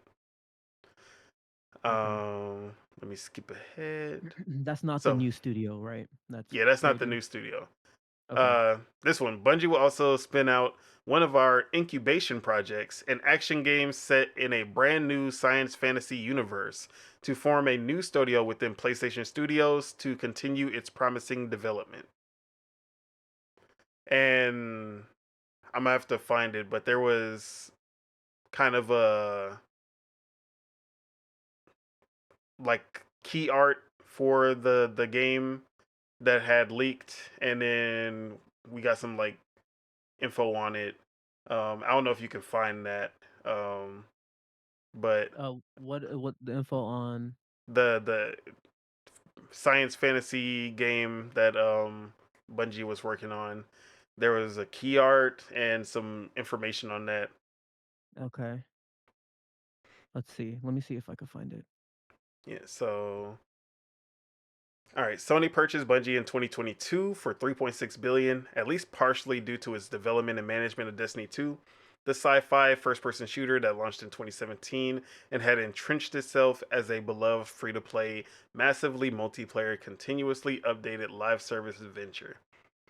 But Bungie's leaders had overstated their studio's financial prospects to Sony, and Wednesday's cuts were needed to stop continued losses that amounted to an ongoing reality check, three ex Bungie sources told GameFile.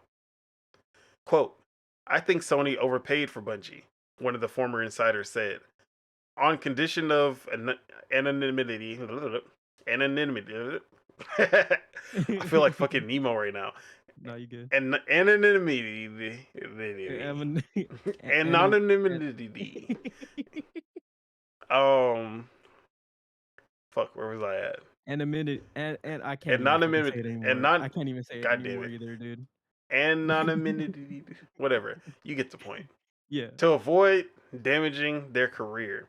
I think Bungie sold things they were just not able to deliver. Oh, GameFile is a paid. That was a paid story.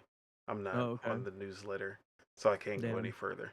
But You're good. You're good. we got the parts that I wanted to focus on. So yeah, according to some ex Bungie devs, they definitely at least according to them, they reportedly fudged these numbers to make themselves more appealing. And I think one of the reasons Xbox didn't didn't end up going through with them. They even said in the trial, the ABK trial, when those pieces of information came out, that they were just way too expensive. They did not know how to budget, or they didn't know how to cut back. They had no, like, compared to most studios, especially ones who just went independent, they have no like financial, I don't know, but they were like, yeah, that's the reason we didn't get them. They don't know how to handle their money. They're too expensive. Um, and I'm pretty sure Xbox knew that they were fudging those numbers. If they were trying to do the same thing to Xbox, they were like, hell no. There's no. They're like, I don't believe that shit for a second. Mm-hmm. So yeah, and then I'm pretty sure Xbox was Bungie's first choice. They they were probably like, they gave them that 3.6 billion. Xbox said hell no, and then they went over to PlayStation with that same number, and PlayStation took the bait. So They yeah, took the lemon. so Bungie isn't. I won't say Bungie. I will say Bungie CEOs are not completely innocent in this. These higher ups, because the I'm pretty sure the developers didn't know anything about that. Yeah, probably not. So on their end, they're just getting fired for seemingly no reason, not because they got overhyped and underdelivered. Yeah. So It's yeah, just unfortunate, man. It's just super unfortunate. It's what is it now? The just in like the first half of the year, I think there's been what over 20,000 layoffs in the yep, games industry. over 20,000. It's horrible. And let me see if there was anything else. So yeah, some more Bungie news. Jeff Grubb originally said that the project they were working on, which was the next Destiny game, not Destiny 3, but the next Destiny game, was canceled. It was Project Payback, Okay. and no more updates for Destiny 2, or no more big expansions for Destiny 2 is happening anymore. It's going to be small content packs. Um, Even after the final shape happened, and they said this is not, the witness is not the end of the story. It's gonna continue from here, but it actually looks like there won't be any real continuation from there.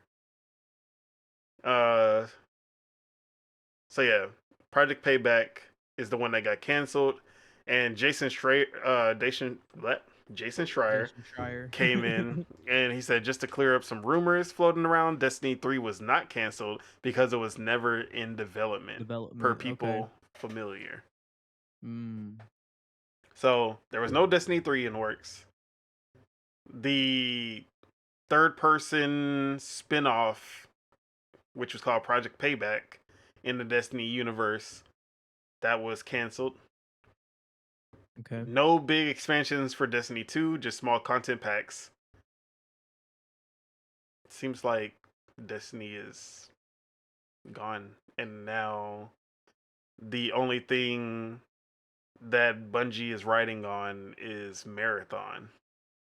Does Mm. that sound the same to you? Is that the same vibe you're getting? I think well since you said their Destiny project wasn't Destiny 3, I think that now they might greenlight a Destiny 3. Oh, But and yeah, other things that happen. Luke Smith and Mark Noseworthy are reportedly among the people that were laid off, which okay. they're a huge part of Destiny, always have been. And then also the story. Sorry, let me find that tweet. Um, there was Well, a, did Luke Smith work on Halo I as believe well? he's been there since Halo. Oh, okay. That'd be crazy if like 343 poached them. Yeah, so Robert Brooks, the senior narrative designer for Destiny 2, has been laid off too. So Mm. you're not laying off the senior narrative designer that just did the final shape, the one of the biggest expansions and best payoffs for the franchise if you're doing a Destiny 3, in my opinion. That's how I see it. Okay. Yeah, no, you're right. You're right. I didn't even see that. Look So at you. Yeah, yeah. Wow. Yeah, you don't lay off the senior narrative designers if you're that's like the same thing with Sony Bend where it's like they laid off the dudes that wrote Siphon Filter and they laid off the dudes that wrote Days Gone. It's like you're not going to get a Days Gone from them again, you know? Because yeah. the writer that made it is not there no more. So I just from all this information, seeing the people who are gone now, I don't think Destiny is continuing as a franchise um, for much longer, at least. You're probably right. And then when I think about the fact that Marathon is like their saving grace, and we've heard nothing but bad reports on Marathon. The fact that it's an extraction shooter, which I don't think we've had a single extraction shooter that's just been like A success. astronomical success. Um, Yeah, the secondly, only one that comes to mind is what like Tarkov. yeah, and even Tarkov has never been like the next. It hasn't been like Valorant. It hasn't been Apex. Yeah. It's been there. It's been good. It's been making money, but also Tarkov is like 100. Like the developers are not 800 developers. Yeah, So, for sure. um, but I do. There, the silver lining. The new studio within PlayStation that spun off. They're working on a multiplayer game. Were you able to find any information on that one? Yeah, I found this article from Escapist out of all places. Bungie teases lighthearted comedic project Yep, inspired by that's the life one. sims and frog type games. What the fuck is a frog type Yeah, game? the person in this article said let's see what they say. Um they said that the game is supposed to be like a broad it's supposed to have influences from a broad range of genres such as fighting games, platformers, MOBAs, life sims. So, That sounds good to me. yeah. I love Yeah, I mean, that all sounds of that that sounds stuff. pretty unique. Yeah, yeah. Though one of the games that they said that a frog type game might be a reference to is Frogger or Frog Detective games. And they even say Misuma Chronicles where the Oh, Miasma anthropomorphic Chronicles. Yep, yeah, miasma, there you go, where the anthropomorphic mutant frogs are one of the first enemies you encounter. I don't know, dude. I've never heard of this frog type game before, so this is new to it's a strand me. type game. Fucking Kojima. And Now Kojima, dude. everybody thinks they can make up their own genres. Yeah, frog type game. But yeah, I see the key art where it's like, um, I see like a cat. I see like a bunch of people. They're like flying in the air or some Yeah, shit. Yeah, I see that. and Definitely looks different from what Bungie makes. yeah, that seems like something I would be more interested in. Okay. Everything about that game kind of sounds pretty cool. Life sim elements in a multiplayer game. Don't know how that Yeah. works, but it sounds like something I want to find out about. Sounds really unique, colorful. Not. not gritty. So yeah, sounds pretty cool Okay. to me. I guess there's one silver lining that comes out of this, but very very small silver lining. In the midst of whatever this was. Yeah. So uh, let's just touch on Herman Hulse, the rumor or the reports from Jason Schreier and Jeff Grubb that Herman Hulse is now overseeing Bungie. Do you think this is the end of Bungie as we know it? This is Bungie only by name, and it's just a new studio under PlayStation. Uh, I guess multiplayer focused studio under PlayStation. I mean, Herman Holst has been at PlayStation or at Gorilla for a while. I think he's only been there, right? So what the games that have been incubated under him are like the Killzone series, Hmm. Horizon. Yep. That's really it, Yeah, in he my just opinion. became head of like all PlayStation games, Yeah, him PlayStation him and the Studios. him and that Japanese guy, right? Yeah, They're Hiroki kind of doing Totoki. like a split. No, I think Hiroki isn't the. Oh yeah, no, I no, no, think they yeah, not split him. the job. It's Yeah. I forgot his name. Yeah, yeah, but like one's supposed to be like more so on like the hardware side, and then Yep, one's more so on the development side, something like that. I don't know, dude. I'm thinking like, what if? Now this is gonna be a long shot here, but what if Herman Holst tells Bungie to make a SOCOM game? bro, I'll be all for it. That'd be crazy, right? Well, that's assuming that. Well, I mean, like you said, Herman Holst kind of does have full power over them now. I don't know. I don't know what that means for them because I'm kind of like you where I don't really connect with Destiny. I played 1 and 2. I remember I remember for the second one I stopped playing it right after I beat the campaign and started doing strikes and stuff cuz I don't have like a squad that I play with. I usually play like solo and stuff. So, I didn't really get to play the raids and stuff like that. So I'm not connected with Destiny, but I know that they make really good feeling games. So, maybe yeah, you know what? I'm going to say that this is gonna be good for them. I feel like this is gonna be good. I don't know. May they're probably not gonna be the same Bungie. Destiny is probably dead, but shit, if they can make a game that is like I want to say like a first person SOCOM, I'm for that. I'm for that for sure. But that's just me throwing out fucking ideas into the sky. I don't know. I'm not negative on it, I would say, because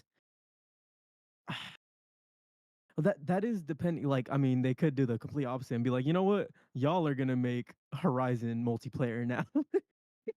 I mean, it'll probably be better than whatever Herman Host is cooking. You know what? I'm gonna go ahead and roast Herman Host. Okay, go for it, This motherfucker, Herman Host. Herman Furman. No, I'm just kidding. He was out here. He was out here trying to make the Halo killer, Yeah, right? and Killzone. Killzone. Oh, it's the Halo killer, guys. Not a single Halo was killed by this man's hands. So he had to run to making Sony style action RPG with stealth elements, all that good stuff that they love over there in PlayStation. And this guy, already went on Horizon last episode. Yeah, yeah. I'm not going to go in on him again. So he failed to beat Bungie at their own game, and That is true. I'm pretty sure Bungie was the ire of the. That was his. Every time he would close his eyes at night, he would see Bungie and be like, "I'm gonna kill those motherfuckers one day."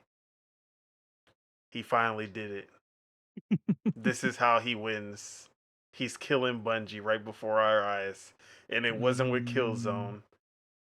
It was by taking over Bungie and then slowly killing them.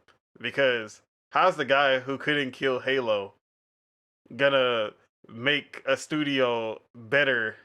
The competitors that he couldn't even beat. He's over them now. How is he gonna make them better? No, I'm just kidding. But That's a good point actually, to be honest. But if you think about it, the only thing that killed Halo was Halo itself. exactly. But here's the thing: Herman Hulst and PlayStation in general, because Bungie was also brought in to look at Gorilla's multiplayer game. Yeah. So the how is he gonna oversee the multiplayer expertise, the multiplayer experts who came in to show PlayStation how to make multiplayer games? And now they came in to show him how to make multiplayer games. Because obviously Yeah. he does not know how to make good enough multiplayer games. Because Killzone has never been that guy. You're not that guy, pal. And now he's overseeing them and trying to make sure that they know how to make multiplayer games. Yeah. That Yeah. don't make any sense to me.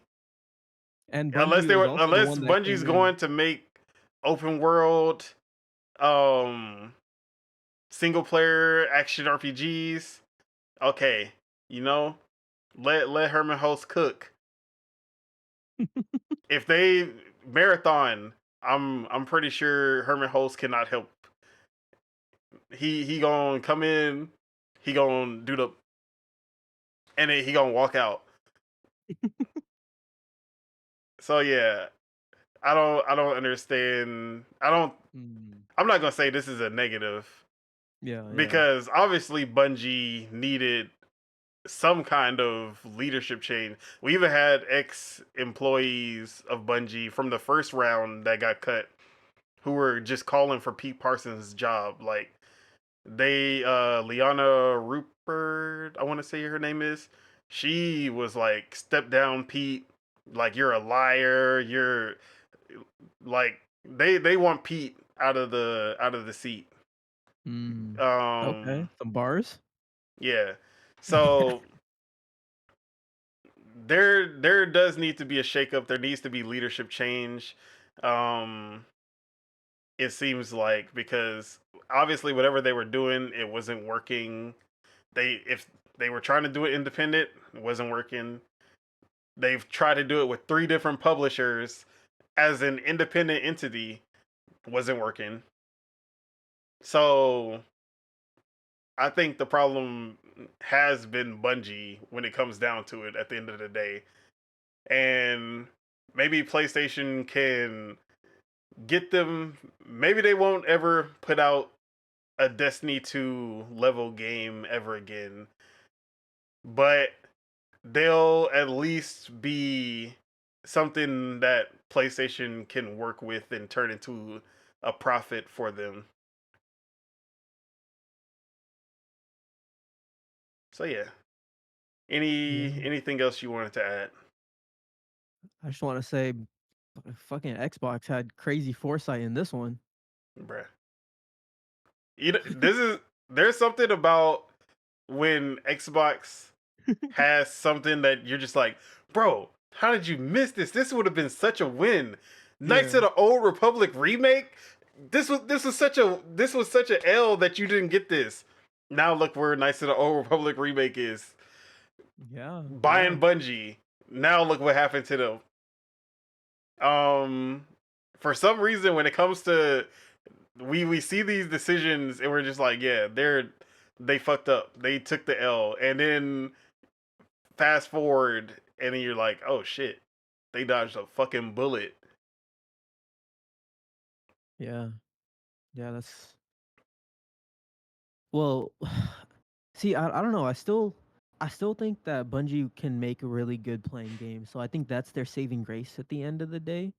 So as long as they continue to make good playing games, then they should be good. But yeah, They s- I'm looking at Tom Warren's reporting because he just came his reporting just came out, and it kind of says the same things that I just said. Like, um, Microsoft had identified the high burn rate risk for Bungie mhm. because them making live service games makes them burn through money. Like, you're And always having very to, expensive, very high quality, narrative focused, always big expansions. Not like these other live service games where you're just throw a map or two every month, throw some new guns, some new yeah. cosmetics. That's all they need.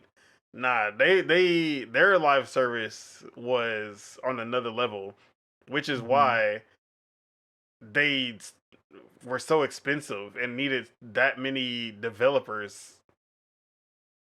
Yeah. Yeah. It's just crazy. Uh, It's crazy the oversight and then the foresight as well. so last thing I want to say, Yeah. these motherfuckers are the ones who saw The Last of Us multiplayer and said, "Nah, this ain't right." But these same motherfuckers said, "Oh yeah, Concord, that's a go." Gave the thumbs up to Concord. We trusted these Yeah. motherfuckers with the job. That's all I want to say. PlayStation, count your days. Um,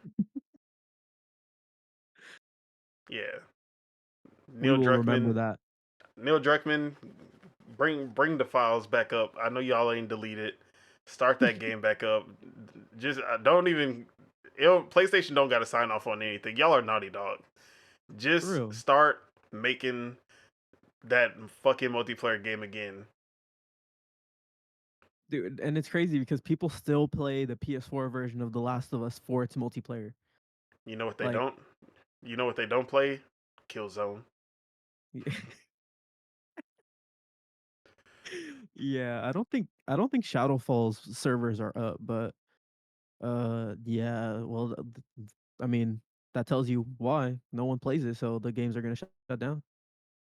That's yeah. Hopefully they don't just tell Bungie to make a hero shooter too, and maybe that's why they greenlit Concord because it's like, oh, it's kind of like Bungie making a hero shooter. Yeah. I don't know. I Um. wasn't really messing with Concord either, so I don't. So, man, Bungie, shame on you. And yeah, I repeat the sentiments about factions for sure coming back because that's actually something unique. No one really has like a third person, almost survival horror type like PvP action game. Bro, I That's just that like when I that think lane's of that wide open for game them for that layup. and what it was supposed to be, the division, but made by Naughty Dog, and you would Yeah, have the the infected around the map as well, while you're also fighting against there will be PvP zones where you're yeah, fighting against other factions, kind of like the dark zone in the division. Everything about that game was like peak, peak, yeah, and it only took $3.6 greatness. billion to ruin my fucking dream.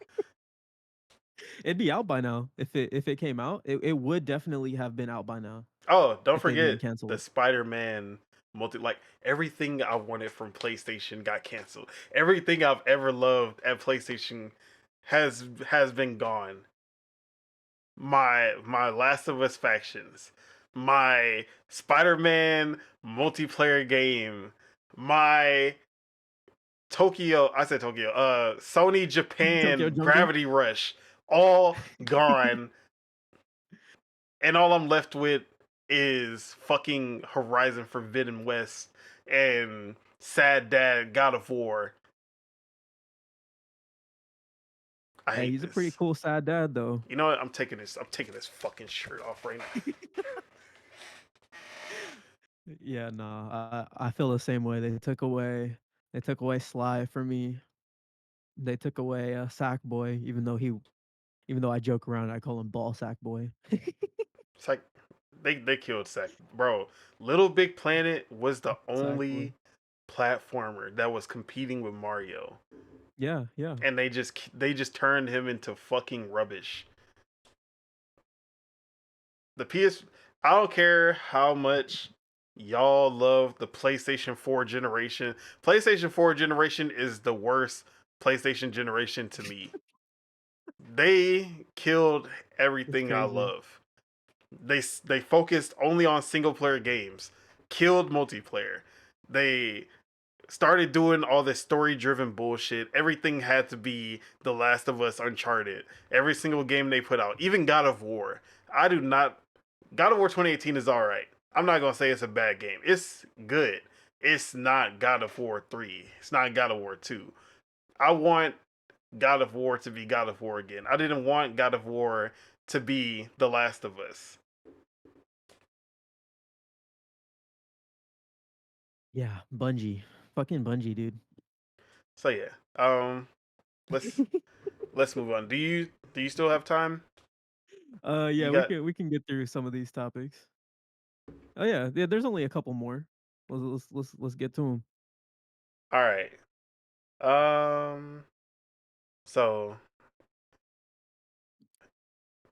you never know what you have until it's gone. And then you just think to yourself like, damn, I should have I should have gave them a call. I should have went, I should have asked how they were doing. You know, I should have just supported them a little bit. And now that they're gone, I'm just like,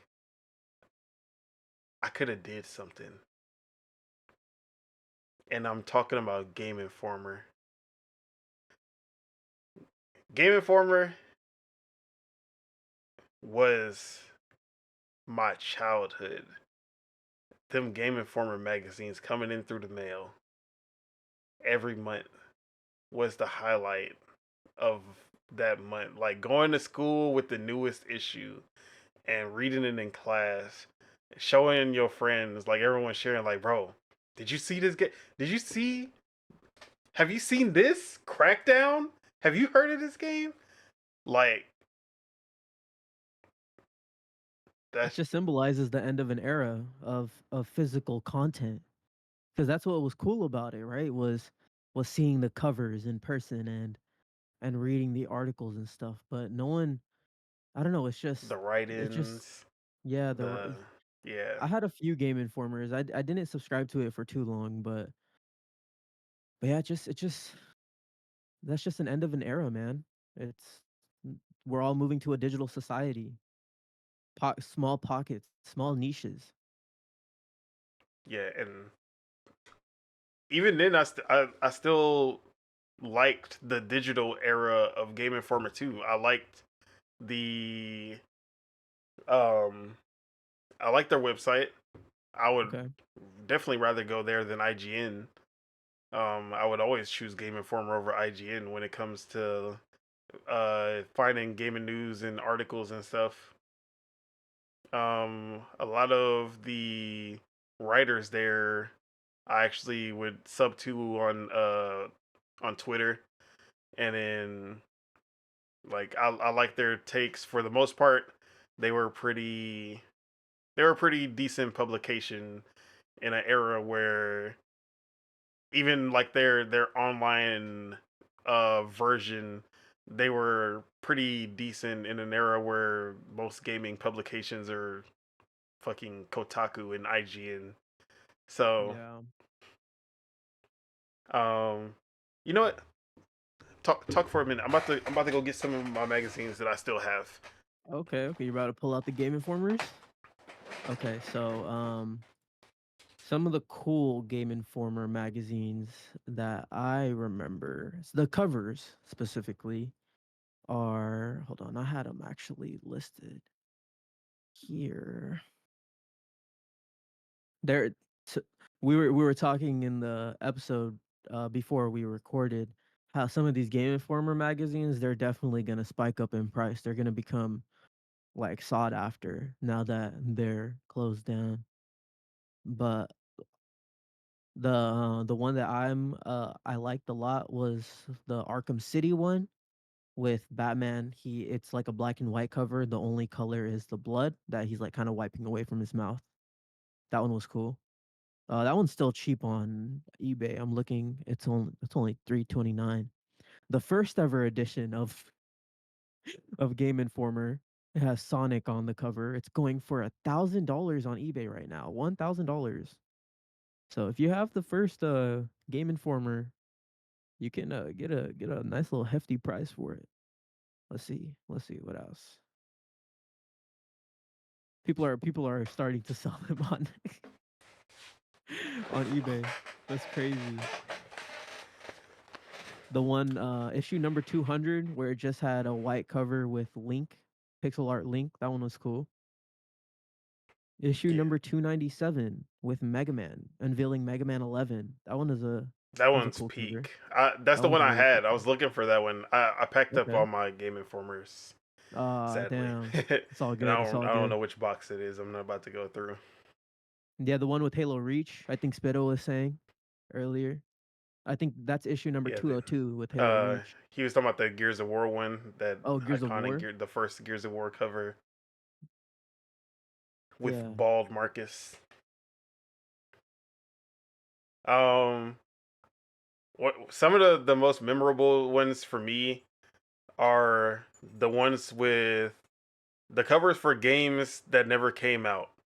The one Okay. that I will never forget is Fear and Respect, which was a game that was going to be Snoop Dogg? yeah, the one with Snoop Dogg, Okay. written by John Singleton, a game written by John Singleton. That by itself I was already like, "Oh shit. This is about to be real." And it had Snoop Dogg as the star. Never came out. Got canceled. That's unfortunate. So, but that cover always in my mind. Um, was really looking forward to that. So yeah, RIP Game Informer. I'm literally trying to go to their site and all their site says is that they're closed. You can't even click yep. anywhere. That's You the can't even look yeah. at So that anything. was one of the things that a lot of people were upset about, is that you can't even go and read any of the articles. People, some of the people who have published articles in Game Informer, they can't even go to even get that, so that they can like put Oh it in their wow. portfolio or anything like Yeah, that. It's just gone. They just wiped everything. that sucks, dude. That's fucking yeah, dude. That's so unfortunate. No, if it's fuck anyone right now, it's fuck GameStop. Yep, and GameStop was the owner of Game Informer, and now they are the ones who closed down Game Informer, sadly. And it was always fuck GameStop. We know what GameStop did. Dude, Even no, Reggie went to GameStop and he stayed there for 9 months before he said, "Yeah, fuck GameStop. bro, it's fuck GameStop, especially because they be trying to sell you used games as new games. They're sick.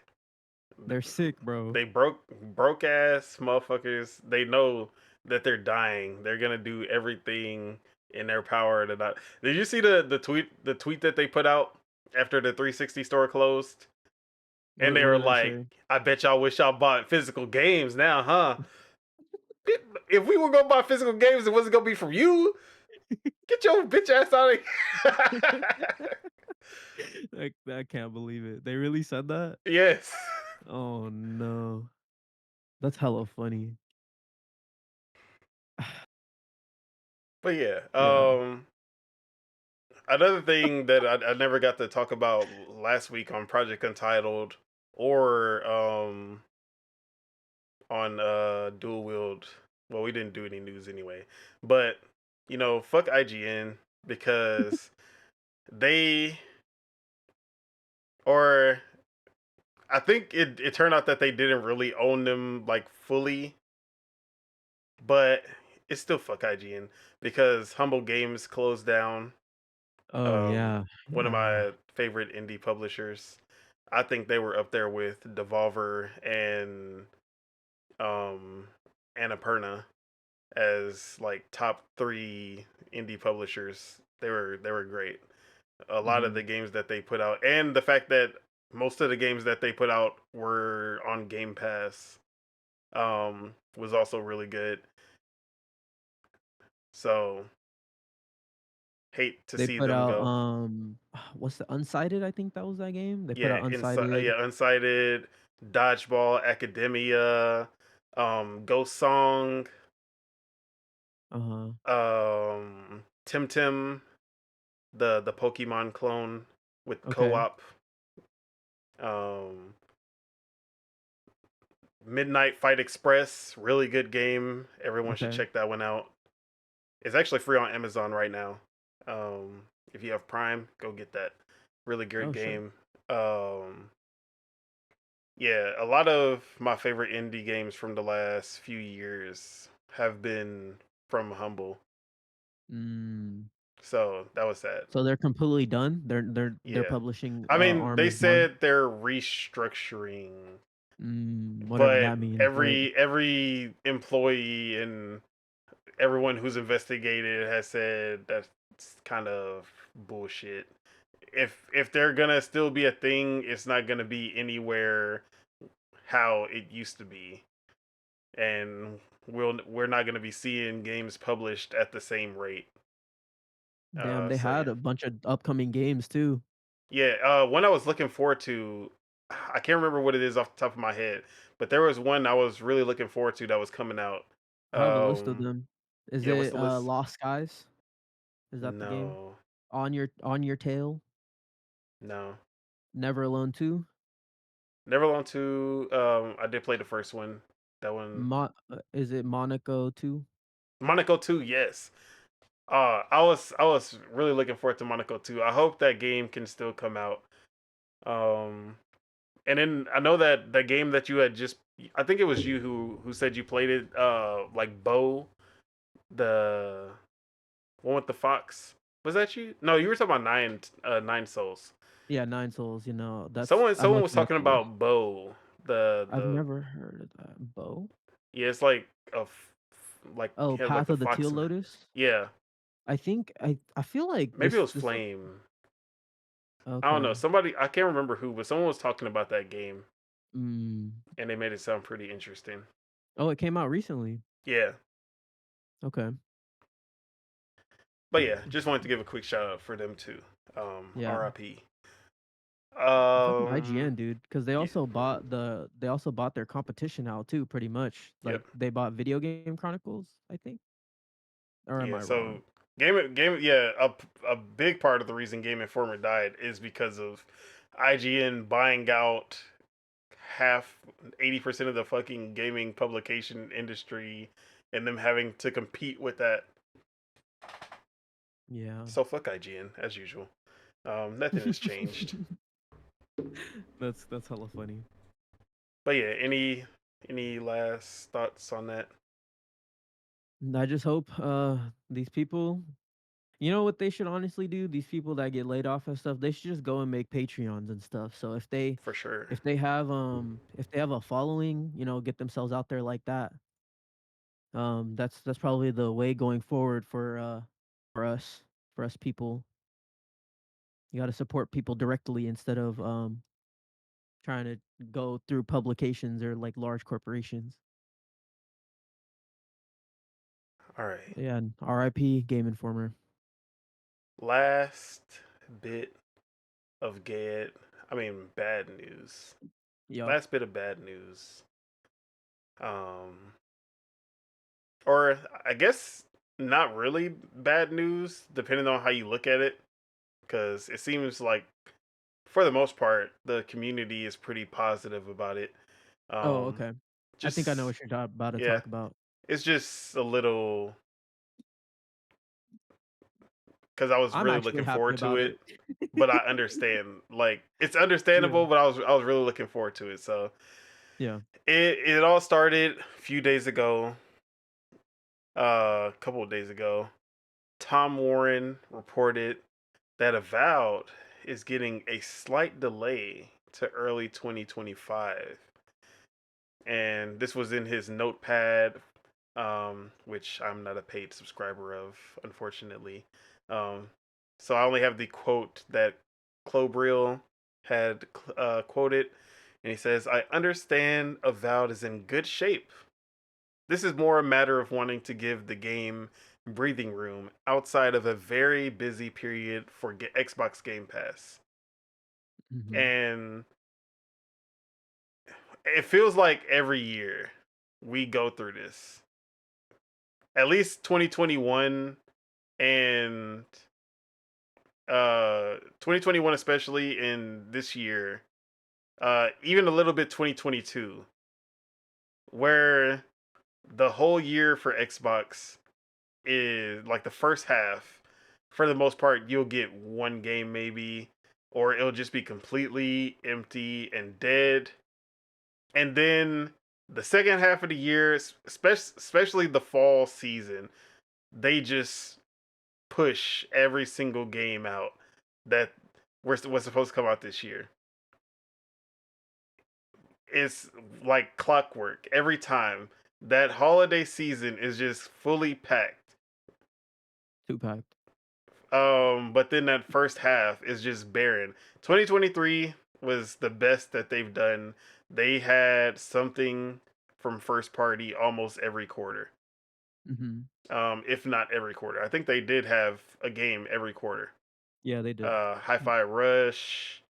M- um, What came? Minecraft, Yeah, Minecraft Legends, and then I think they missed something from the summer, but oh Redfall, no, yeah, no, Redfall was their summer game. Redfall.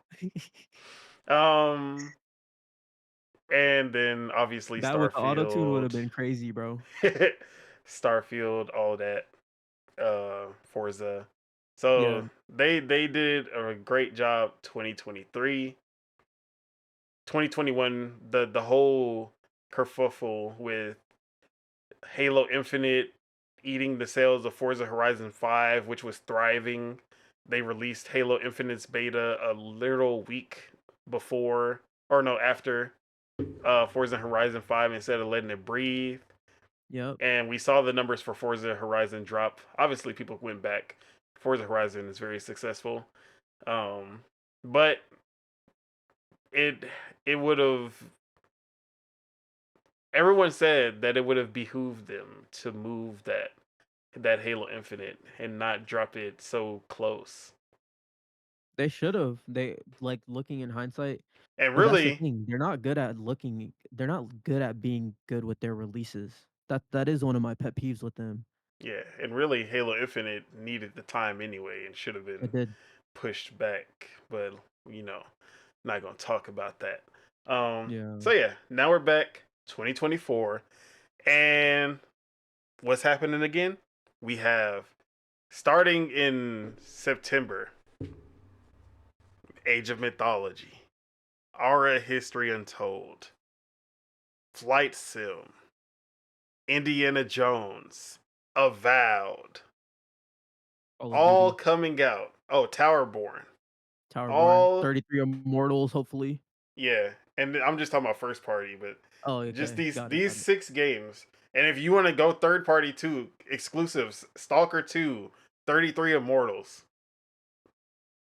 All these games come out in the last 3 months or four. I think one of those is coming out in August, either Aura or Age Age of of Mythology. Mythology. One of those is like the end of August. And we only had Hellblade 2 in May, which we needed more. Even though Definitely. if we're gonna count Stalker 2 as a release for Xbox, then you have to count Power World. That's a pretty big first half or first quarter game. Um, that was the January game for sure. But you go from January to May, nothing. Go from May to end of August, and there's nothing again. So a lot of people were like, it doesn't make sense for all of these games to come out in this period. Some of these games gonna have to get pushed out.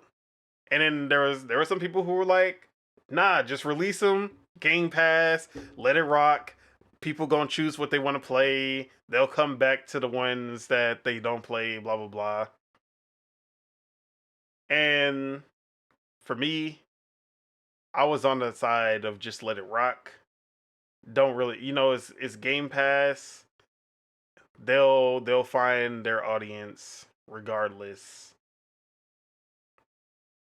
But I understood if you were gonna push it back just to give it breathing room, certain games. And it seems like Xbox did come to that decision that they were going to push a single game as of right now at least. Yeah. And that was Avowed. And shout out to Randall Gaib. Randall Gaib, because his little predictions, his Yeah. his educated guesses, his speculation Bro, that Phil Spencer's Avowed. just he's just giving him this information. Phil Spencer's in his DMs feeding him information, bro. He uh I forgot the Drake song. We was feeding you the information for 2 weeks. So yeah, yeah, Rand was out here like, I just feel like Avowed might get pushed back. It's just my speculation. I don't have anything to back that. Bullshit, Rand. We know the fuck. We knew you fucking knew that shit. Um, Randall Gaib. That's what I call him now. Because That's he hella funny. always has these predictions, and they always come true. No, I remember one prediction that never came true was his E3 Final Fantasy VII Oh Rebirth yeah. or remake prediction, where he's like they're gonna shadow drop remake, and I'm like, damn, bro. That's a huge miss, but nah, he definitely knows some inside information for sure, for sure. So yeah. But a couple days after all of that talk, I guess not even a couple. It was literally the day after. Um, Xbox tweeted literally yesterday, because it's at least over here. It was yesterday. Um, for you, it's still the same day. Yeah, But it's for 30 minutes. yeah, they tweeted so many games coming. As such, we're moving Avowed to February 18th, 2025 to give players this backlog some breathing room. Stay tuned for more from our games across Activision, Blizzard, Bethesda, and Xbox Game Studios. Yo, So then, yeah. Wait, this isn't. Yeah, no, I finished it. Okay. Yeah, at Gamescom, including our August 23rd live stream for a look at Avowed. And then they had a calendar showing all the games that have release dates. Um, and then the new release date for Avowed, which is now sitting in 2025, February 18th. South of Midnight, Doom the Dark Ages, and Fable are the games that will be following. So yeah, one. Let's just start with, how are you feeling about the delay of Avowed? Do you think it was a good move, or are you, I wouldn't say upset, but disappointed, or a little bit of both?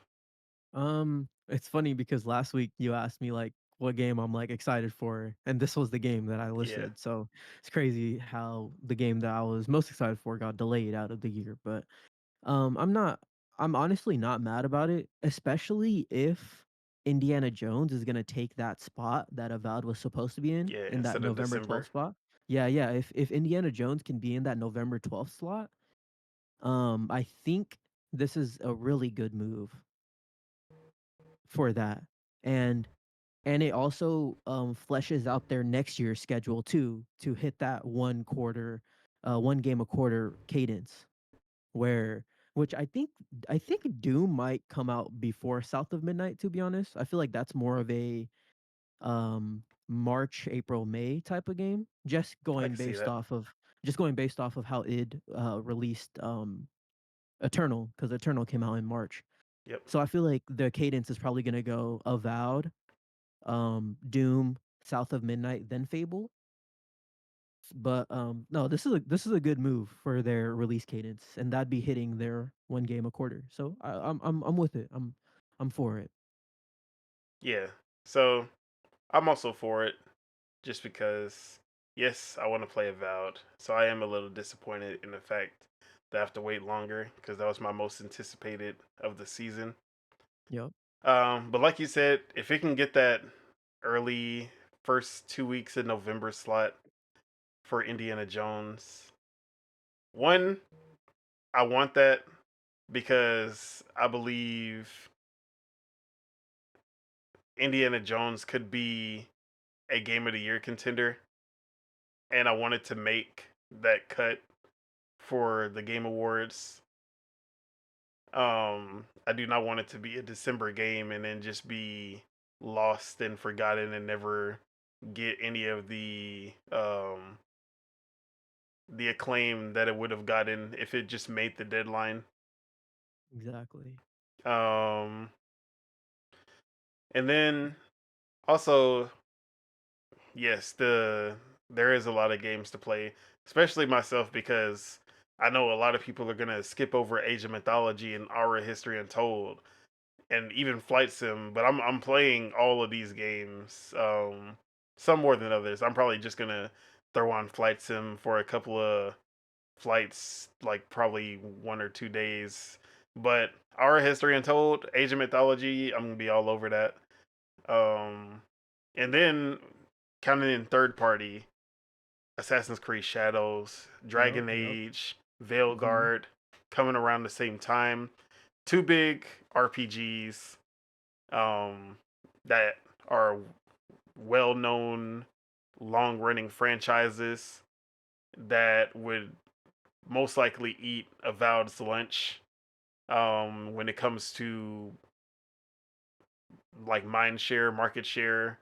Most likely, Avowed is not gonna be able to compete as a new IP, even though technically it's in the Pillars of Eternity, but It's basically a kind of new a new IP. IP. Yeah. Yeah, I agree. So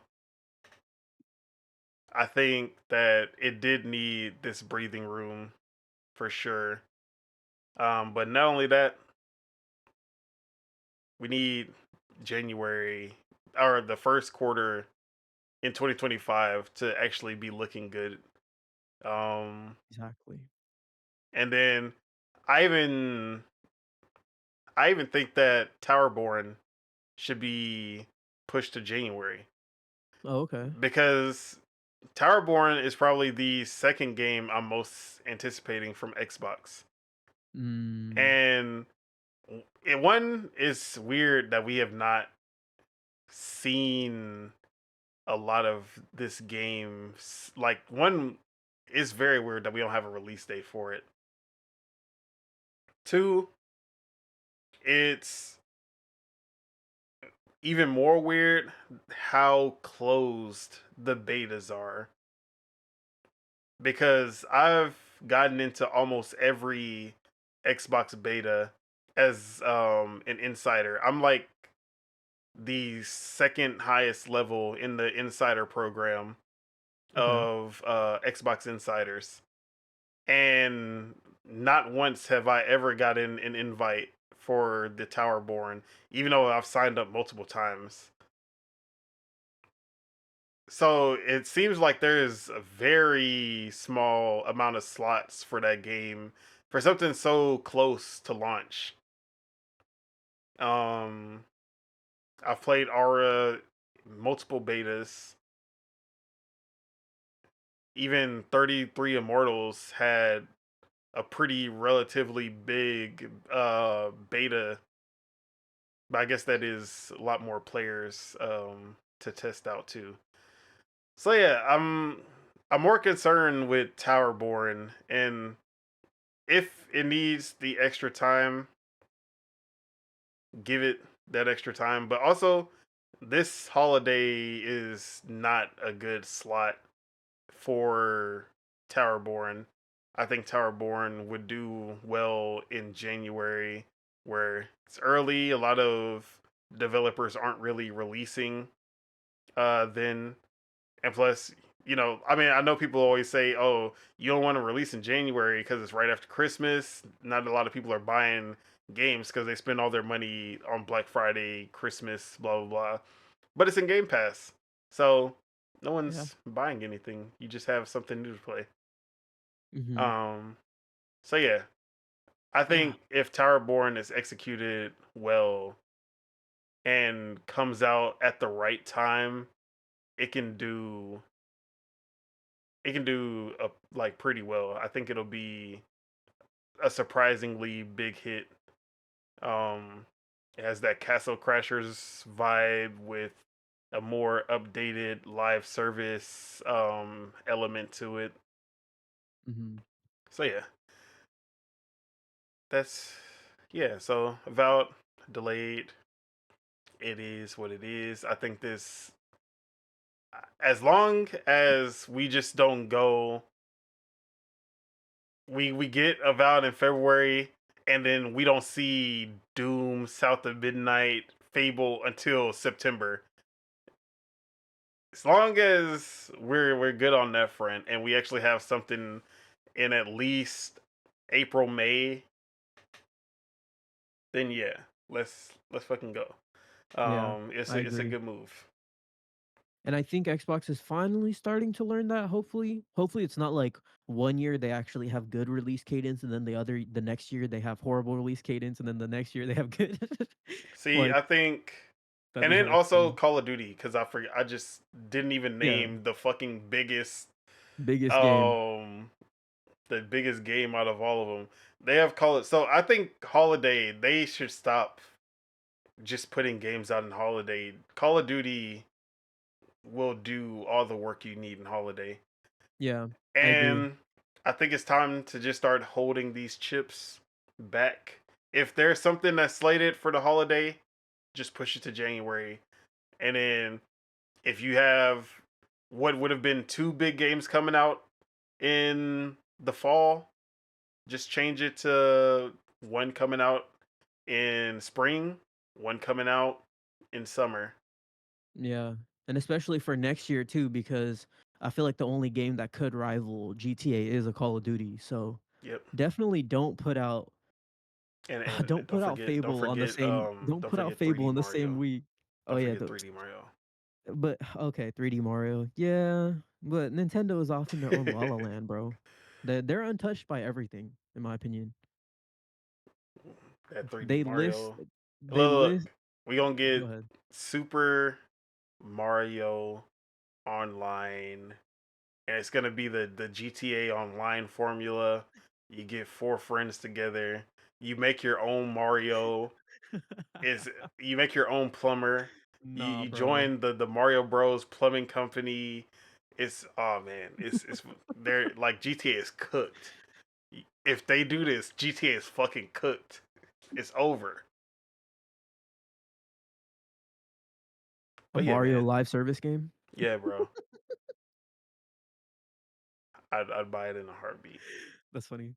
Yeah, please if your Xbox do not release Fable the same week that Call of Duty launches, and don't release Fable the same week that Grand Theft Auto launches. Or even the same month actually. Just don't release in the same month as either of those games. All right, I have one question for you Okay. because I'm pretty sure this is gonna be answered when we get the January direct, which will probably have Fable. Okay. Is Fable gonna have multiplayer?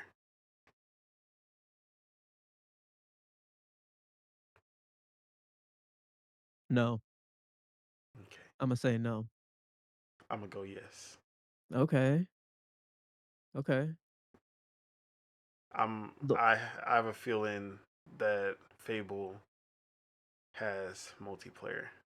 you think that's like the card that they're holding, Yeah, their ace?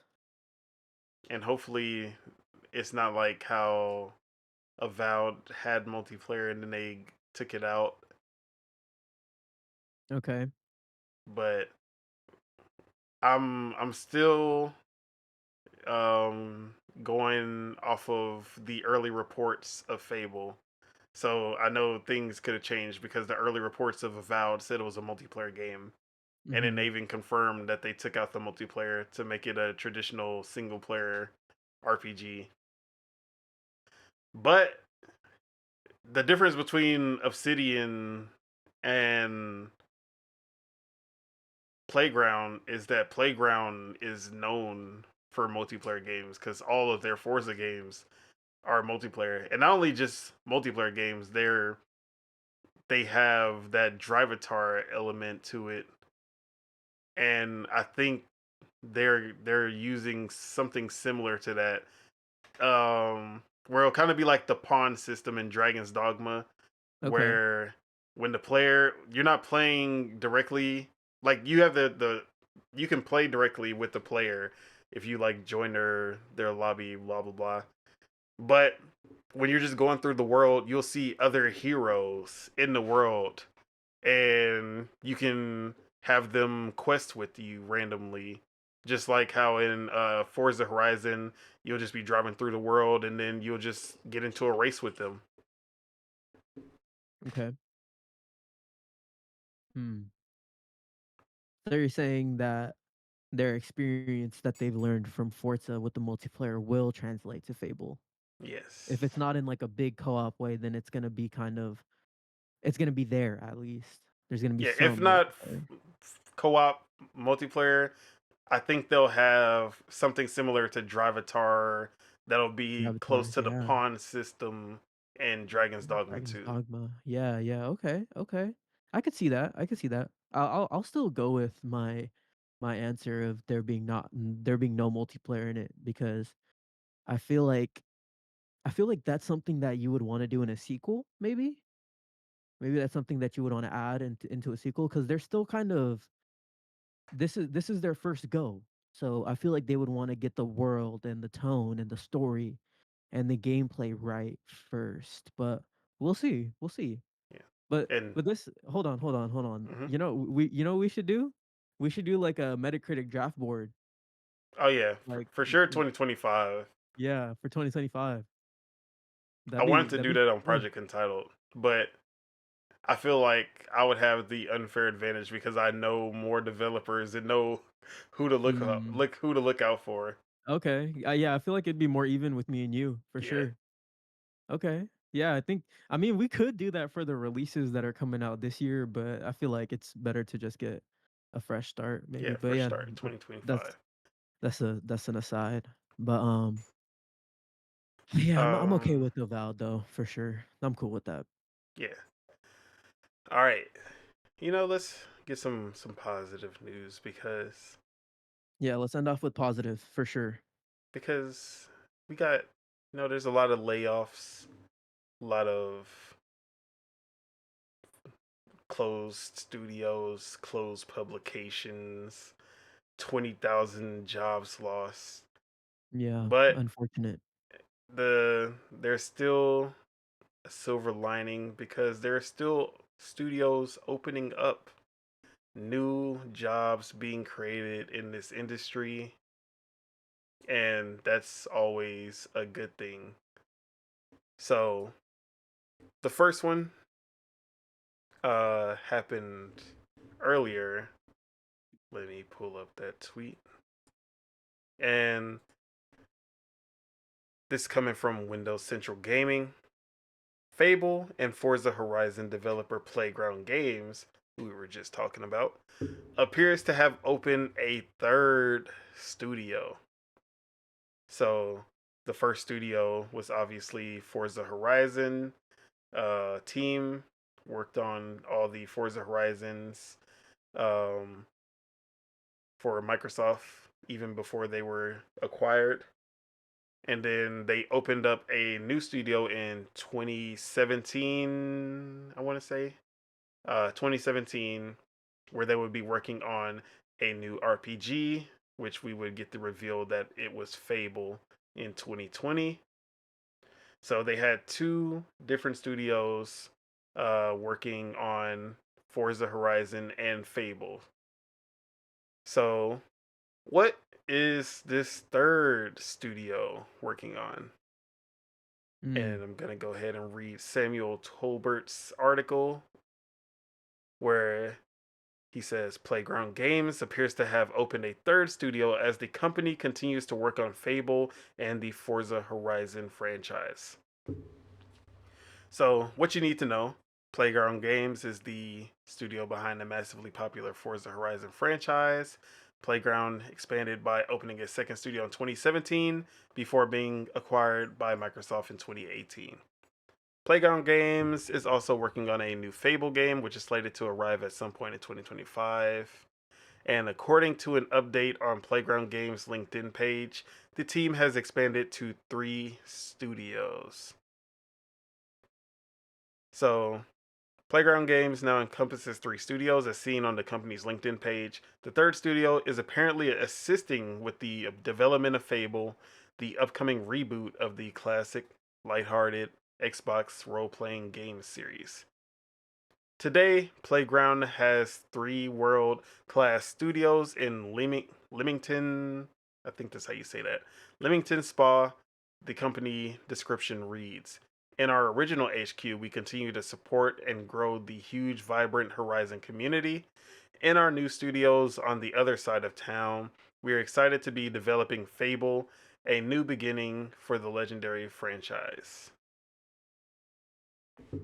So yeah, it seems like they're more of a support studio rather than working on a completely new game or franchise.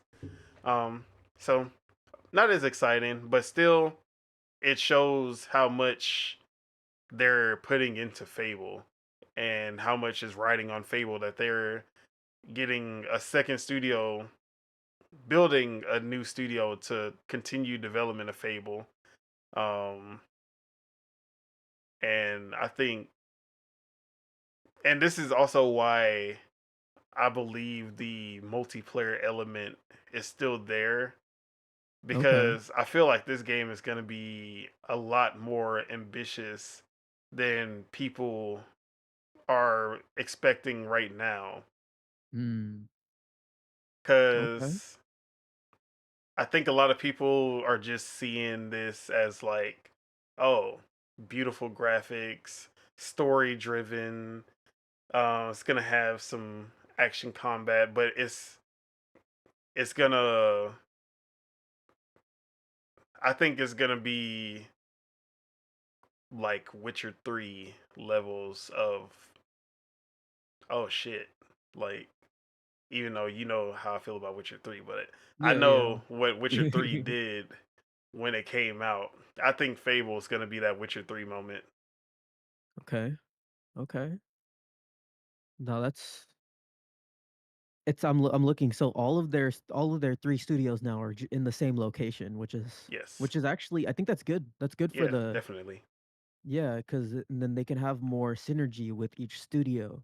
Yep. Um. And as far as Jez said, it's relatively cheap location to open a studio.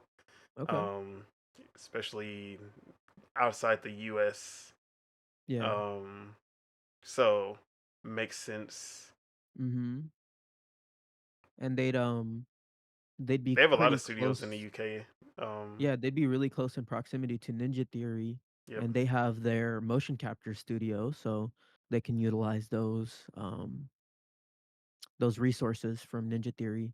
Yeah, dude, no, this is exciting. This is And exciting for then that sure. also, a report that I wasn't really going to talk about, but you just saying that just brought that to my head, and that was Jez Corden. I want to say when he was talking about that, um, Xbox is bringing their studios back to the office and trying to get them physically closer to each other to one bring more synergy between each studio so that Yeah.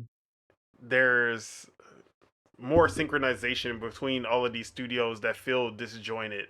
Um, Kind of like the problem with Tango GameWorks is that there would be no way to implement them with the other studios because one, the language barrier, the time difference because they're in Japan.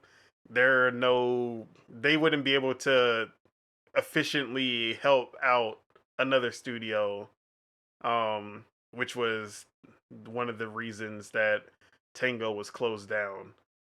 So with what they're doing now and bringing them back to the office, bringing a lot of these, like bridging the gap between these studios so that there's more uniformity between them.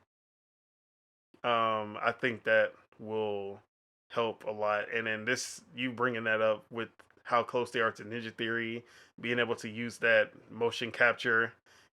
Um, yeah, it's seems like they're really starting on that. Yeah, and it seems like they're bullish on Fable too, so that's cool. This Which, is one of the games that I also mentioned last week too.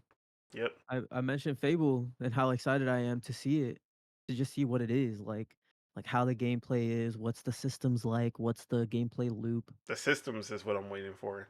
Yeah, yeah, dude. Like, Everything I need. So I keep I keep asking I keep asking people who I know are big Fable fans. mhm. How would you feel if everything about Fable it hits like you expected, story, all of that perfect, gameplay perfect, but there's no morality system Hmm.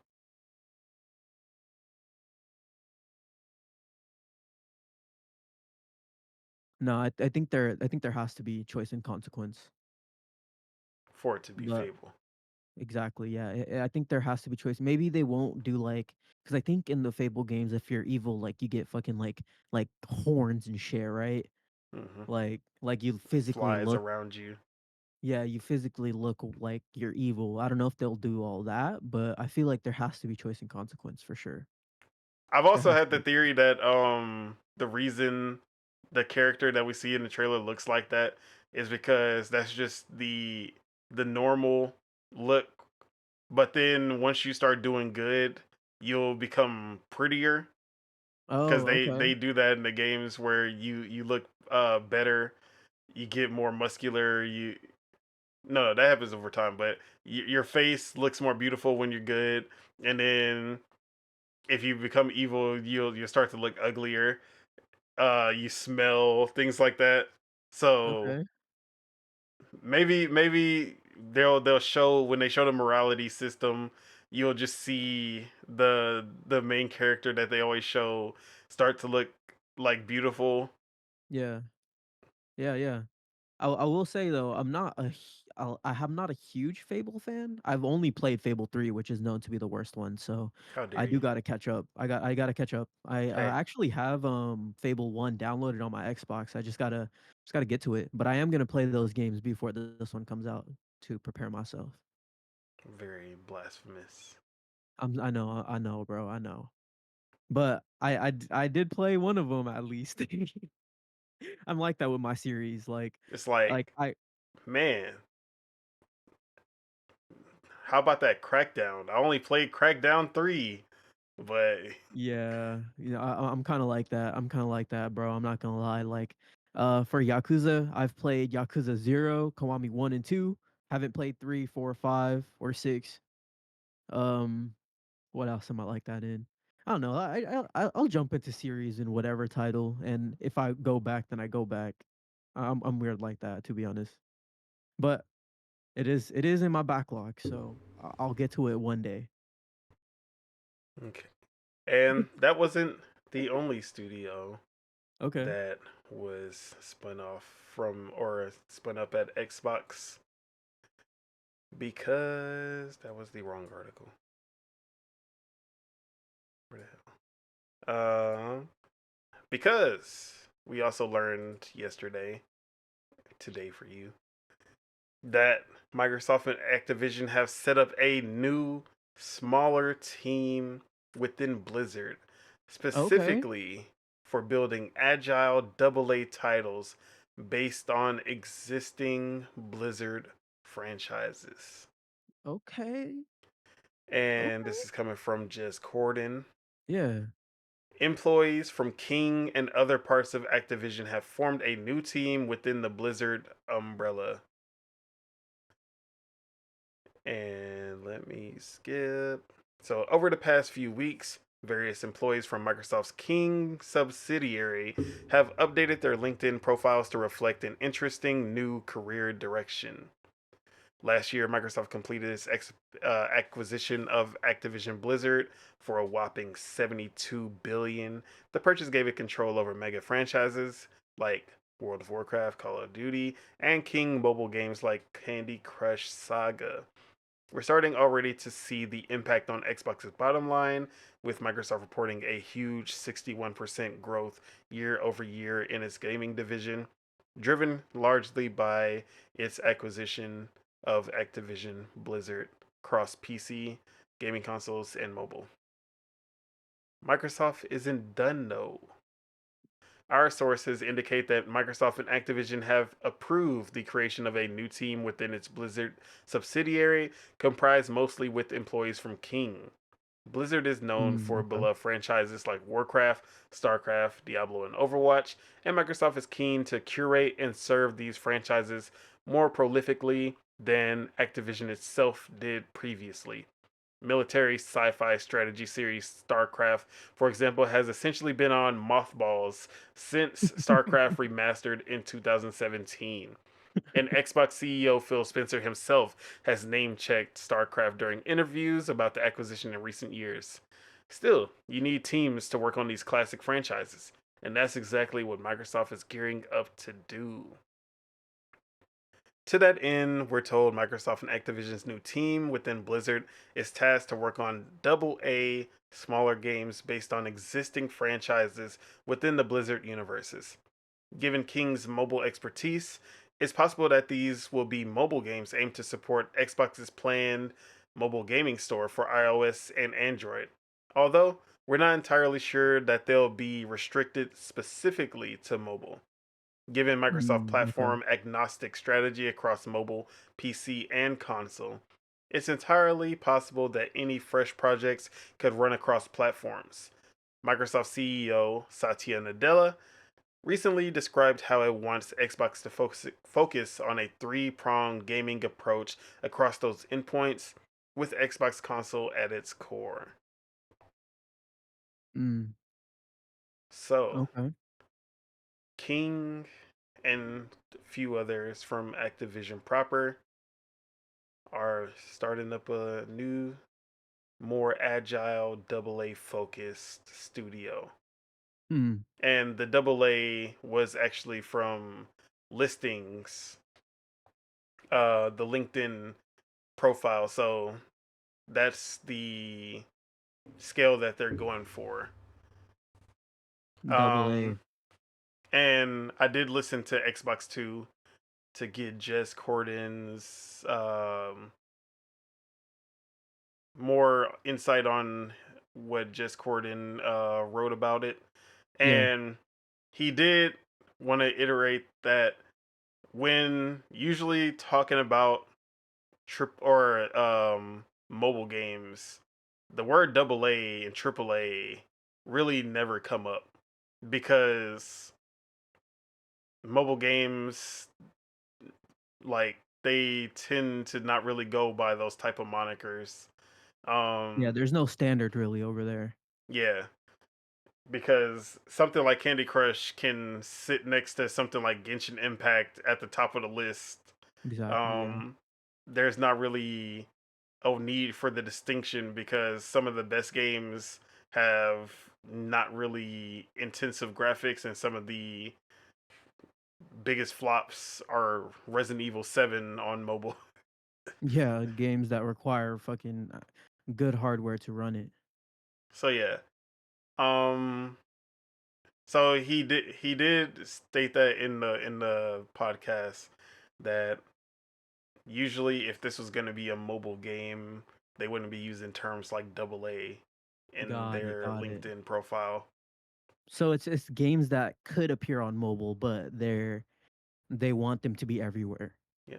And Got it. we also Okay. have that, remember the leaks of the Xbox Next where they were talking about using the ARM chip where they're able to make games across mobile while also having uh, games across mobile, PC, and then having the ARM chip in the Xbox Yeah. for making basically a hybrid style handheld, and basically streamlining the development so that they can do, if they wanted to, they can put the games on mobile as well.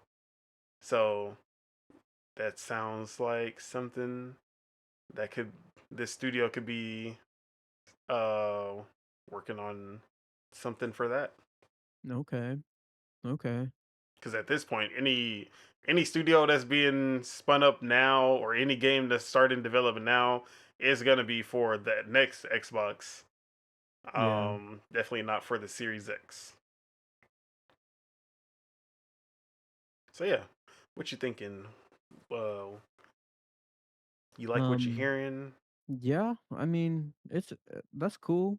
I think do you think that this could be possibly them kind of retaining that talent that was left over at Roundhouse?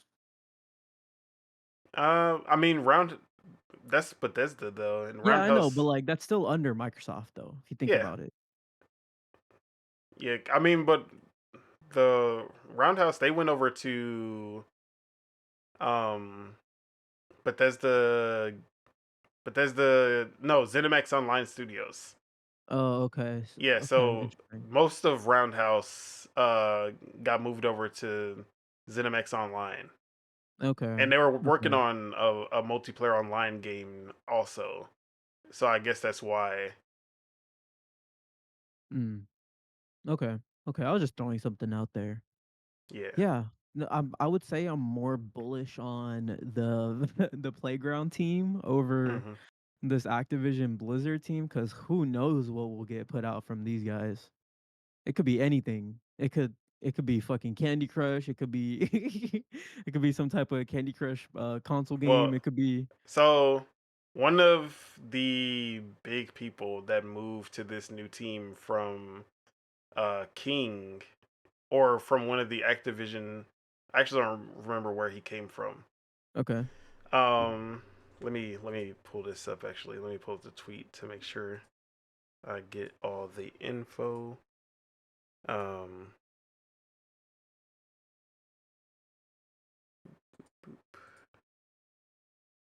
all right. So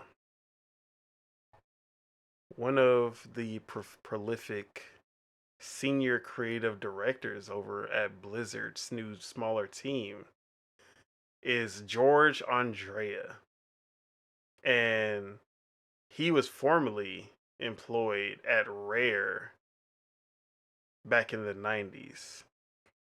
He created, co created, or creatively advised for Banjo Kazooie, Donkey Kong 64, Viva Pinata, and Cameo Elements of Power, as well as a lot more. So Okay. then, of course, the Banjo Bros were like, bruh, what if, what if they're working on a new Banjo? Hmm. But then you go into the Hmm. LinkedIn and it says that they're working on Blizzard franchises, which Banjo Yeah. is not a Blizzard franchise. So suck it, Banjo boys. It's over for you. You're never getting your Banjo. It's gonna die just like Crash, suffer in agony. So yeah. Um Blizzard franchises, it seems like. Okay. So we could get StarCraft Ghost. Doubt it, but Or we can get Overwatch Mobile. uh, I'm actually surprised that isn't a thing already. So yeah, what Okay. else? What's some other Blizzard franchises that I mean, Overwatch in general needs something story focused. Okay. I think a cool like action adventure game in the Overwatch universe would do huge numbers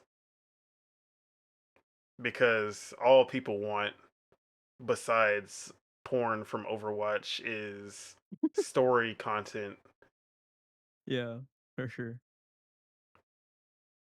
So yeah, I think that would be a good one. Um StarCraft, Mhm. obviously. Warcraft would also be a good choice. That's all the Blizzard franchises. Yeah, that is. It's this Diablo, World of Warcraft, Oh yeah, I Overwatch, forgot and Diablo. StarCraft. We'll That's it. Diablo's doing good. We don't need anything else from Diablo. They Yeah, already got their exactly. mobile game. They got Diablo 4. I don't think you can really spin off Diablo too much. You don't want a That pet would be rescue game? You don't hmm? want a new pet rescue game? Whoa. You don't want You a know, Diamond Diaries Saga? we can get Diablo in a like Devil May Cry Oh, okay. type of game, God of War style game, Yeah. No, kind of I'm fucking like with that. Darksiders. Yeah, yeah. I like that idea, actually. But yeah, Yeah, new team at Blizzard. If you're watching this, make a third person over the shoulder double Diablo A game. Diablo game. Yeah, I'm fucking with that. But yeah, you have any ideas for what they could do? What you would want them to do? The skeptic in me wants me to say that they're probably gonna work on something like Overwatch related, but Overwatch. No, I'm not gonna say candy. They're probably gonna, based off the reporting, they're definitely gonna work on something like that has some resonance with the hardcore. I think. Um, Shit, yeah, no, that bro, I'm with that. I'm with that Diablo game for sure. Diablo, that sounds fun. But if not that, and based on the pedigree of, what would you say his name was? Andrea. George George Andrea, Okay, give me a platformer, something. Diablo platformer. Let's go. The most demonic platformer. Yeah, or I mean, nah, I don't think they would want to bring Tony Hawk back. Yeah, if not that, then they should make a they should make a ABK kart Yeah, racer. because like the weird thing. Okay, but it's under Blizzard, and they specifically say Blizzard franchises. Okay, I'm they like, should make a what? Blizzard kart That's racer. why I'm like, what? It would have to be spin-offs Yeah. of their game because none of their games. There's not. I don't think this team is gonna make StarCraft 3. No, definitely not. That doesn't So sound that's like why it. I'm like, I don't understand. Like, if it was like, oh, Activision and Blizzard franchise, we'd have a whole treasure trove of games that they could bring back. But this doesn't see. There's nothing to bring back besides StarCraft, which I don't think they would, or Heroes of the Storm, which no one wants except for Jez. Um. So yeah, I think it's just gonna be spin-off content to flesh out the franchises to give people either people who aren't fans of the franchise but want to they like the idea but not the gameplay of Overwatch or World of Warcraft. You have something in the universe as supplemental content that can maybe get you so invested that you just go, you know what, I'm gonna be an Overwatch player. or a World of Warcraft player. Kind of like what League of Legends was trying to do with all those smaller games that they were putting out. Yeah, yeah, for sure. No, I like this approach that they're taking. I You know what? Xbox, keep on doing it. Keep on doing your thing, you know? Let's see what cool ideas come out of these smaller studios. And Sure. Jess did say that this doesn't seem like a one off, and that this is actually what Microsoft wants for a lot of their bigger studios. They want them to spin off smaller teams to create more creative and unique double A um double A games that they Mhm. can fill up with, like, obviously Game Pass content. Yeah. But also All to feed Game Pass for real. because Grounded was made by 13 developers, Yeah, and it has a bunch of and players. it's not only had over 30 million players now, I think, but it's also sold like on Steam. I want to say over 4 million. I think it might have even got to 5 million by now, Mhm. which when you look at how much money it made versus what you would expect this game to cost, which I'm guessing is not, it's not even, I would say this is probably like a 20 million, like post all the content that was added. Yeah. Beginning of development, I say like maybe 10, maybe 15. Mhm. But then post launch stuff would be like 5 million. So yeah, Yeah. Yeah. No, that's and good. Get they more synergy going. made that money back in, like, they made that money back in probably early access, and then yeah, Grounded was a huge success. Um, Pentiment was also a smaller game. I'm pretty sure Pentiment did enough because it didn't cost anything. Yeah. Um, I don't think Pentiment flopped. I don't think Pentiment made them a lot of money either. Yeah. But that was a passion project, you know. I Yeah, think only 15 people made it. So if you only think about the salary of 15 people, that's that's definitely less than I want to say a million, maybe less than like $2 million. yeah, especially the hand drawn art style, no voice actors. They're, I'm pretty sure that Exactly. was not even, like, barely breaking a million, if that. Let me see where Obsidian is located. They Uh, are located in Irvine, California. Let's see. Yeah, I was gonna say somewhere Medium in California. salary game dev in California. Okay, so the the average game developer salary in California is around 130,000 per year. So if you do 130, let me do the fucking calculations on this. Let's just do 130. 130 times 15. Yeah, I think that is around like 2 million, right? If I'm doing my calculations correct. Yeah, yeah, that sounds about right. The budget had to have been around $2 million for Yeah, that game. That's not that much considering Obsidian's a huge team, you know? So, yeah, if they can get more teams to spin off, make smaller titles, that'd probably rejuvenate the creative spirit in each of those teams as well.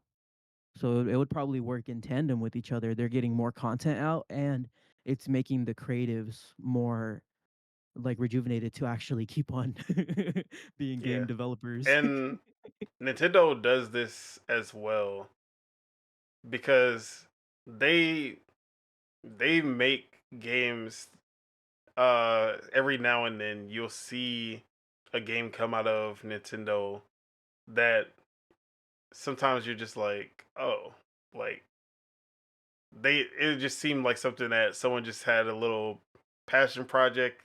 They wanted to make it. They were like, sure, go ahead."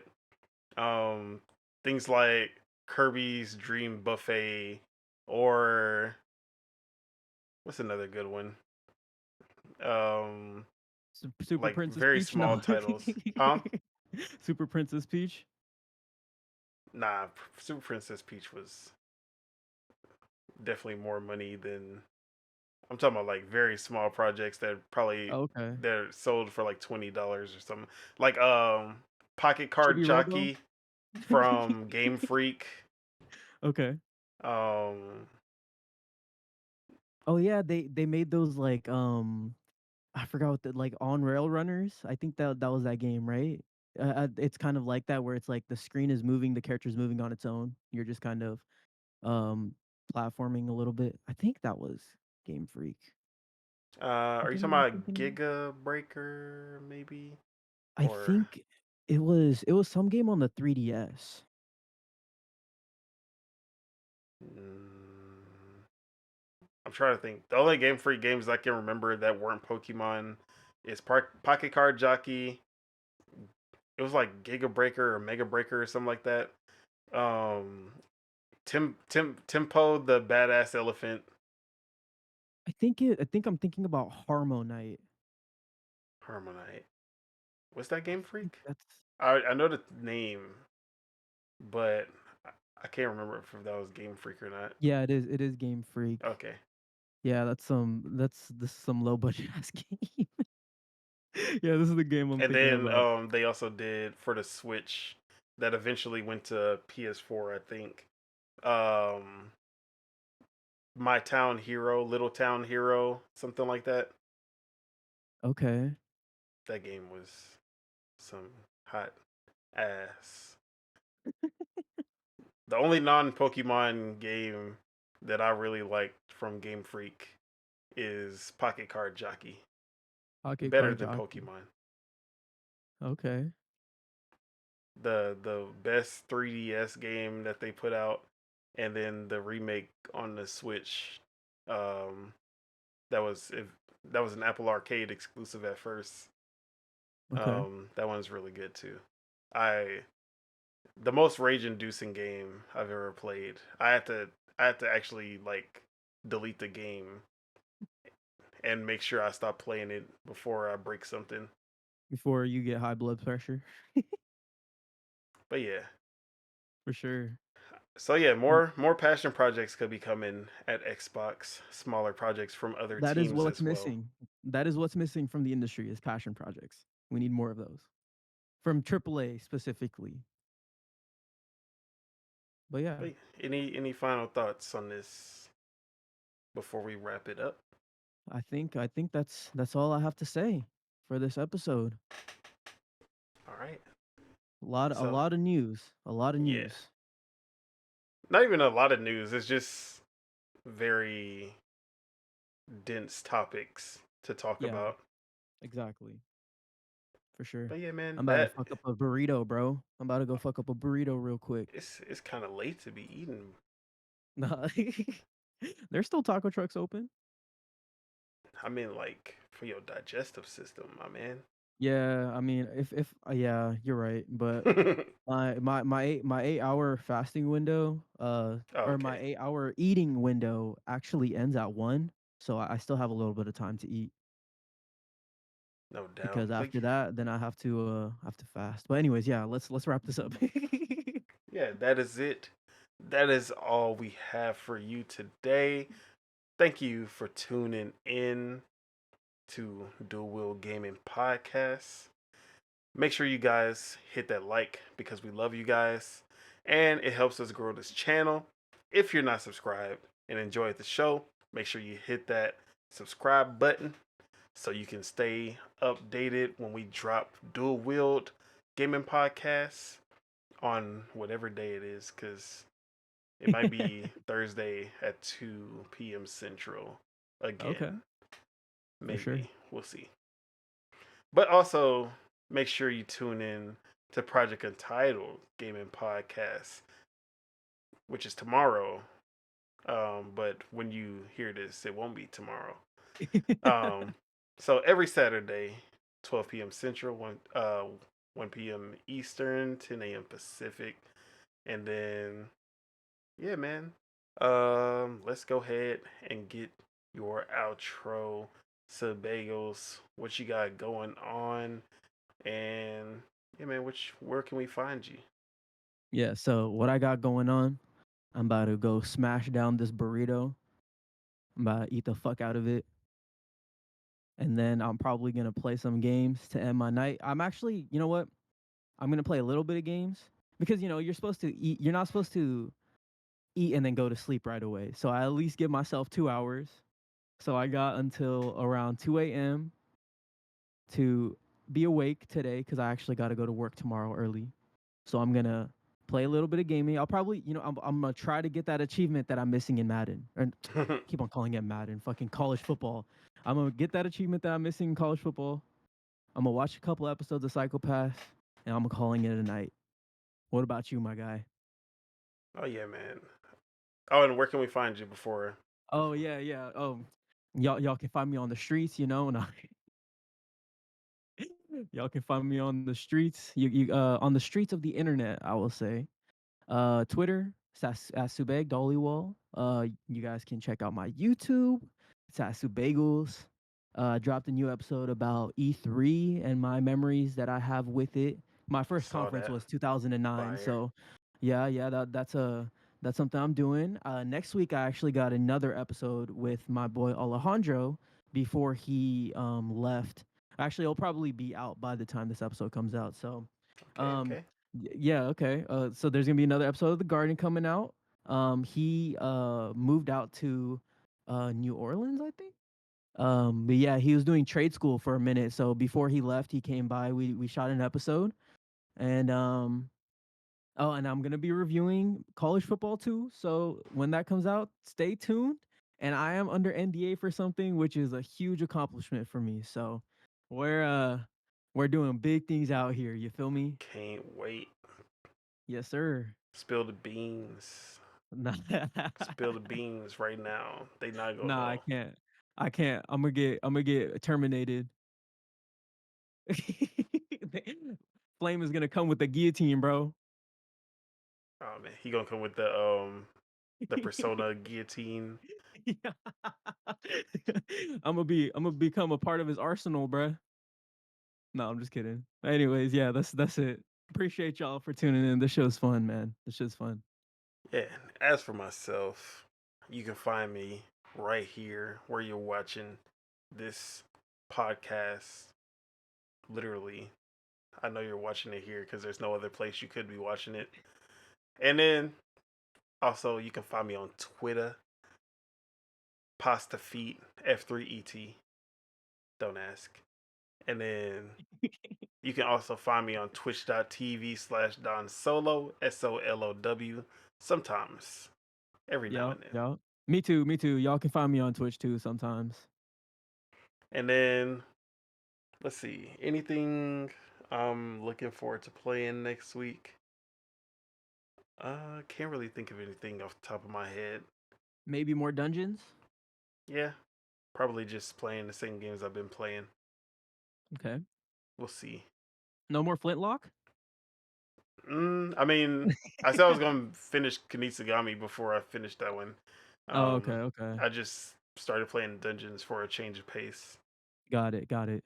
Oh, and next week, you know what? We should talk about music because I actually got some specific songs in my mind. Okay, okay. So we can talk I about some actually good music did next week. just hear probably my album of the year that just came out. That Okay. JPEG Mafia. I don't know if you ever Mm. listened to him. Yeah, yeah, I have, I have. He's His kind new of a wild album. artist, but Yeah, he's his new cool. album is fire. Okay, okay. This is this is his My Beautiful Dark Twisted Fantasy. That's how. No, I No, gotta no, no. listen to it then. Nah, I won't go that. This is. I'll say this is more his Yeezus than it is his My Beautiful Dark Twisted Fantasy. Okay, okay. So yeah, Interesting. it was fire. All right, I'll check it out. Totally, just like the sound of it is on some other shit. Like no other artist is making shit like whatever that is. For sure. So yeah, definitely recommend. I forgot the title, but I'm looking at it right now. I lay down my life for you. yeah, For sure. but I'm yeah, gonna put this into my library. I'll listen to it. Yeah. Sick. I mean, if you want to just say what songs, or did you want to just wait for next episode? No, I haven't listened to it yet. Oh no, I meant like the songs that you were talking about. Oh, no, let's save those for next episode. All right, Let's save those for next episode. all right, no doubt, no doubt. And with that, let's get out of here. Yes, sir. Any final words for the people? Touch grass, go to the gym, hit your leg press, you feel me? Hit your squats. Be happy. Be weird, Peace. but not too weird. Yeah. Don't be Doctor Disrespect weird. Don't be Yeah. Drake weird, but be like Tyler the Creator weird. Just you know, Yeah, weird, not too weird. for sure. For And with sure. that, peace out, y'all. Peace. Bye bye. Peace. See you later. Goodbye.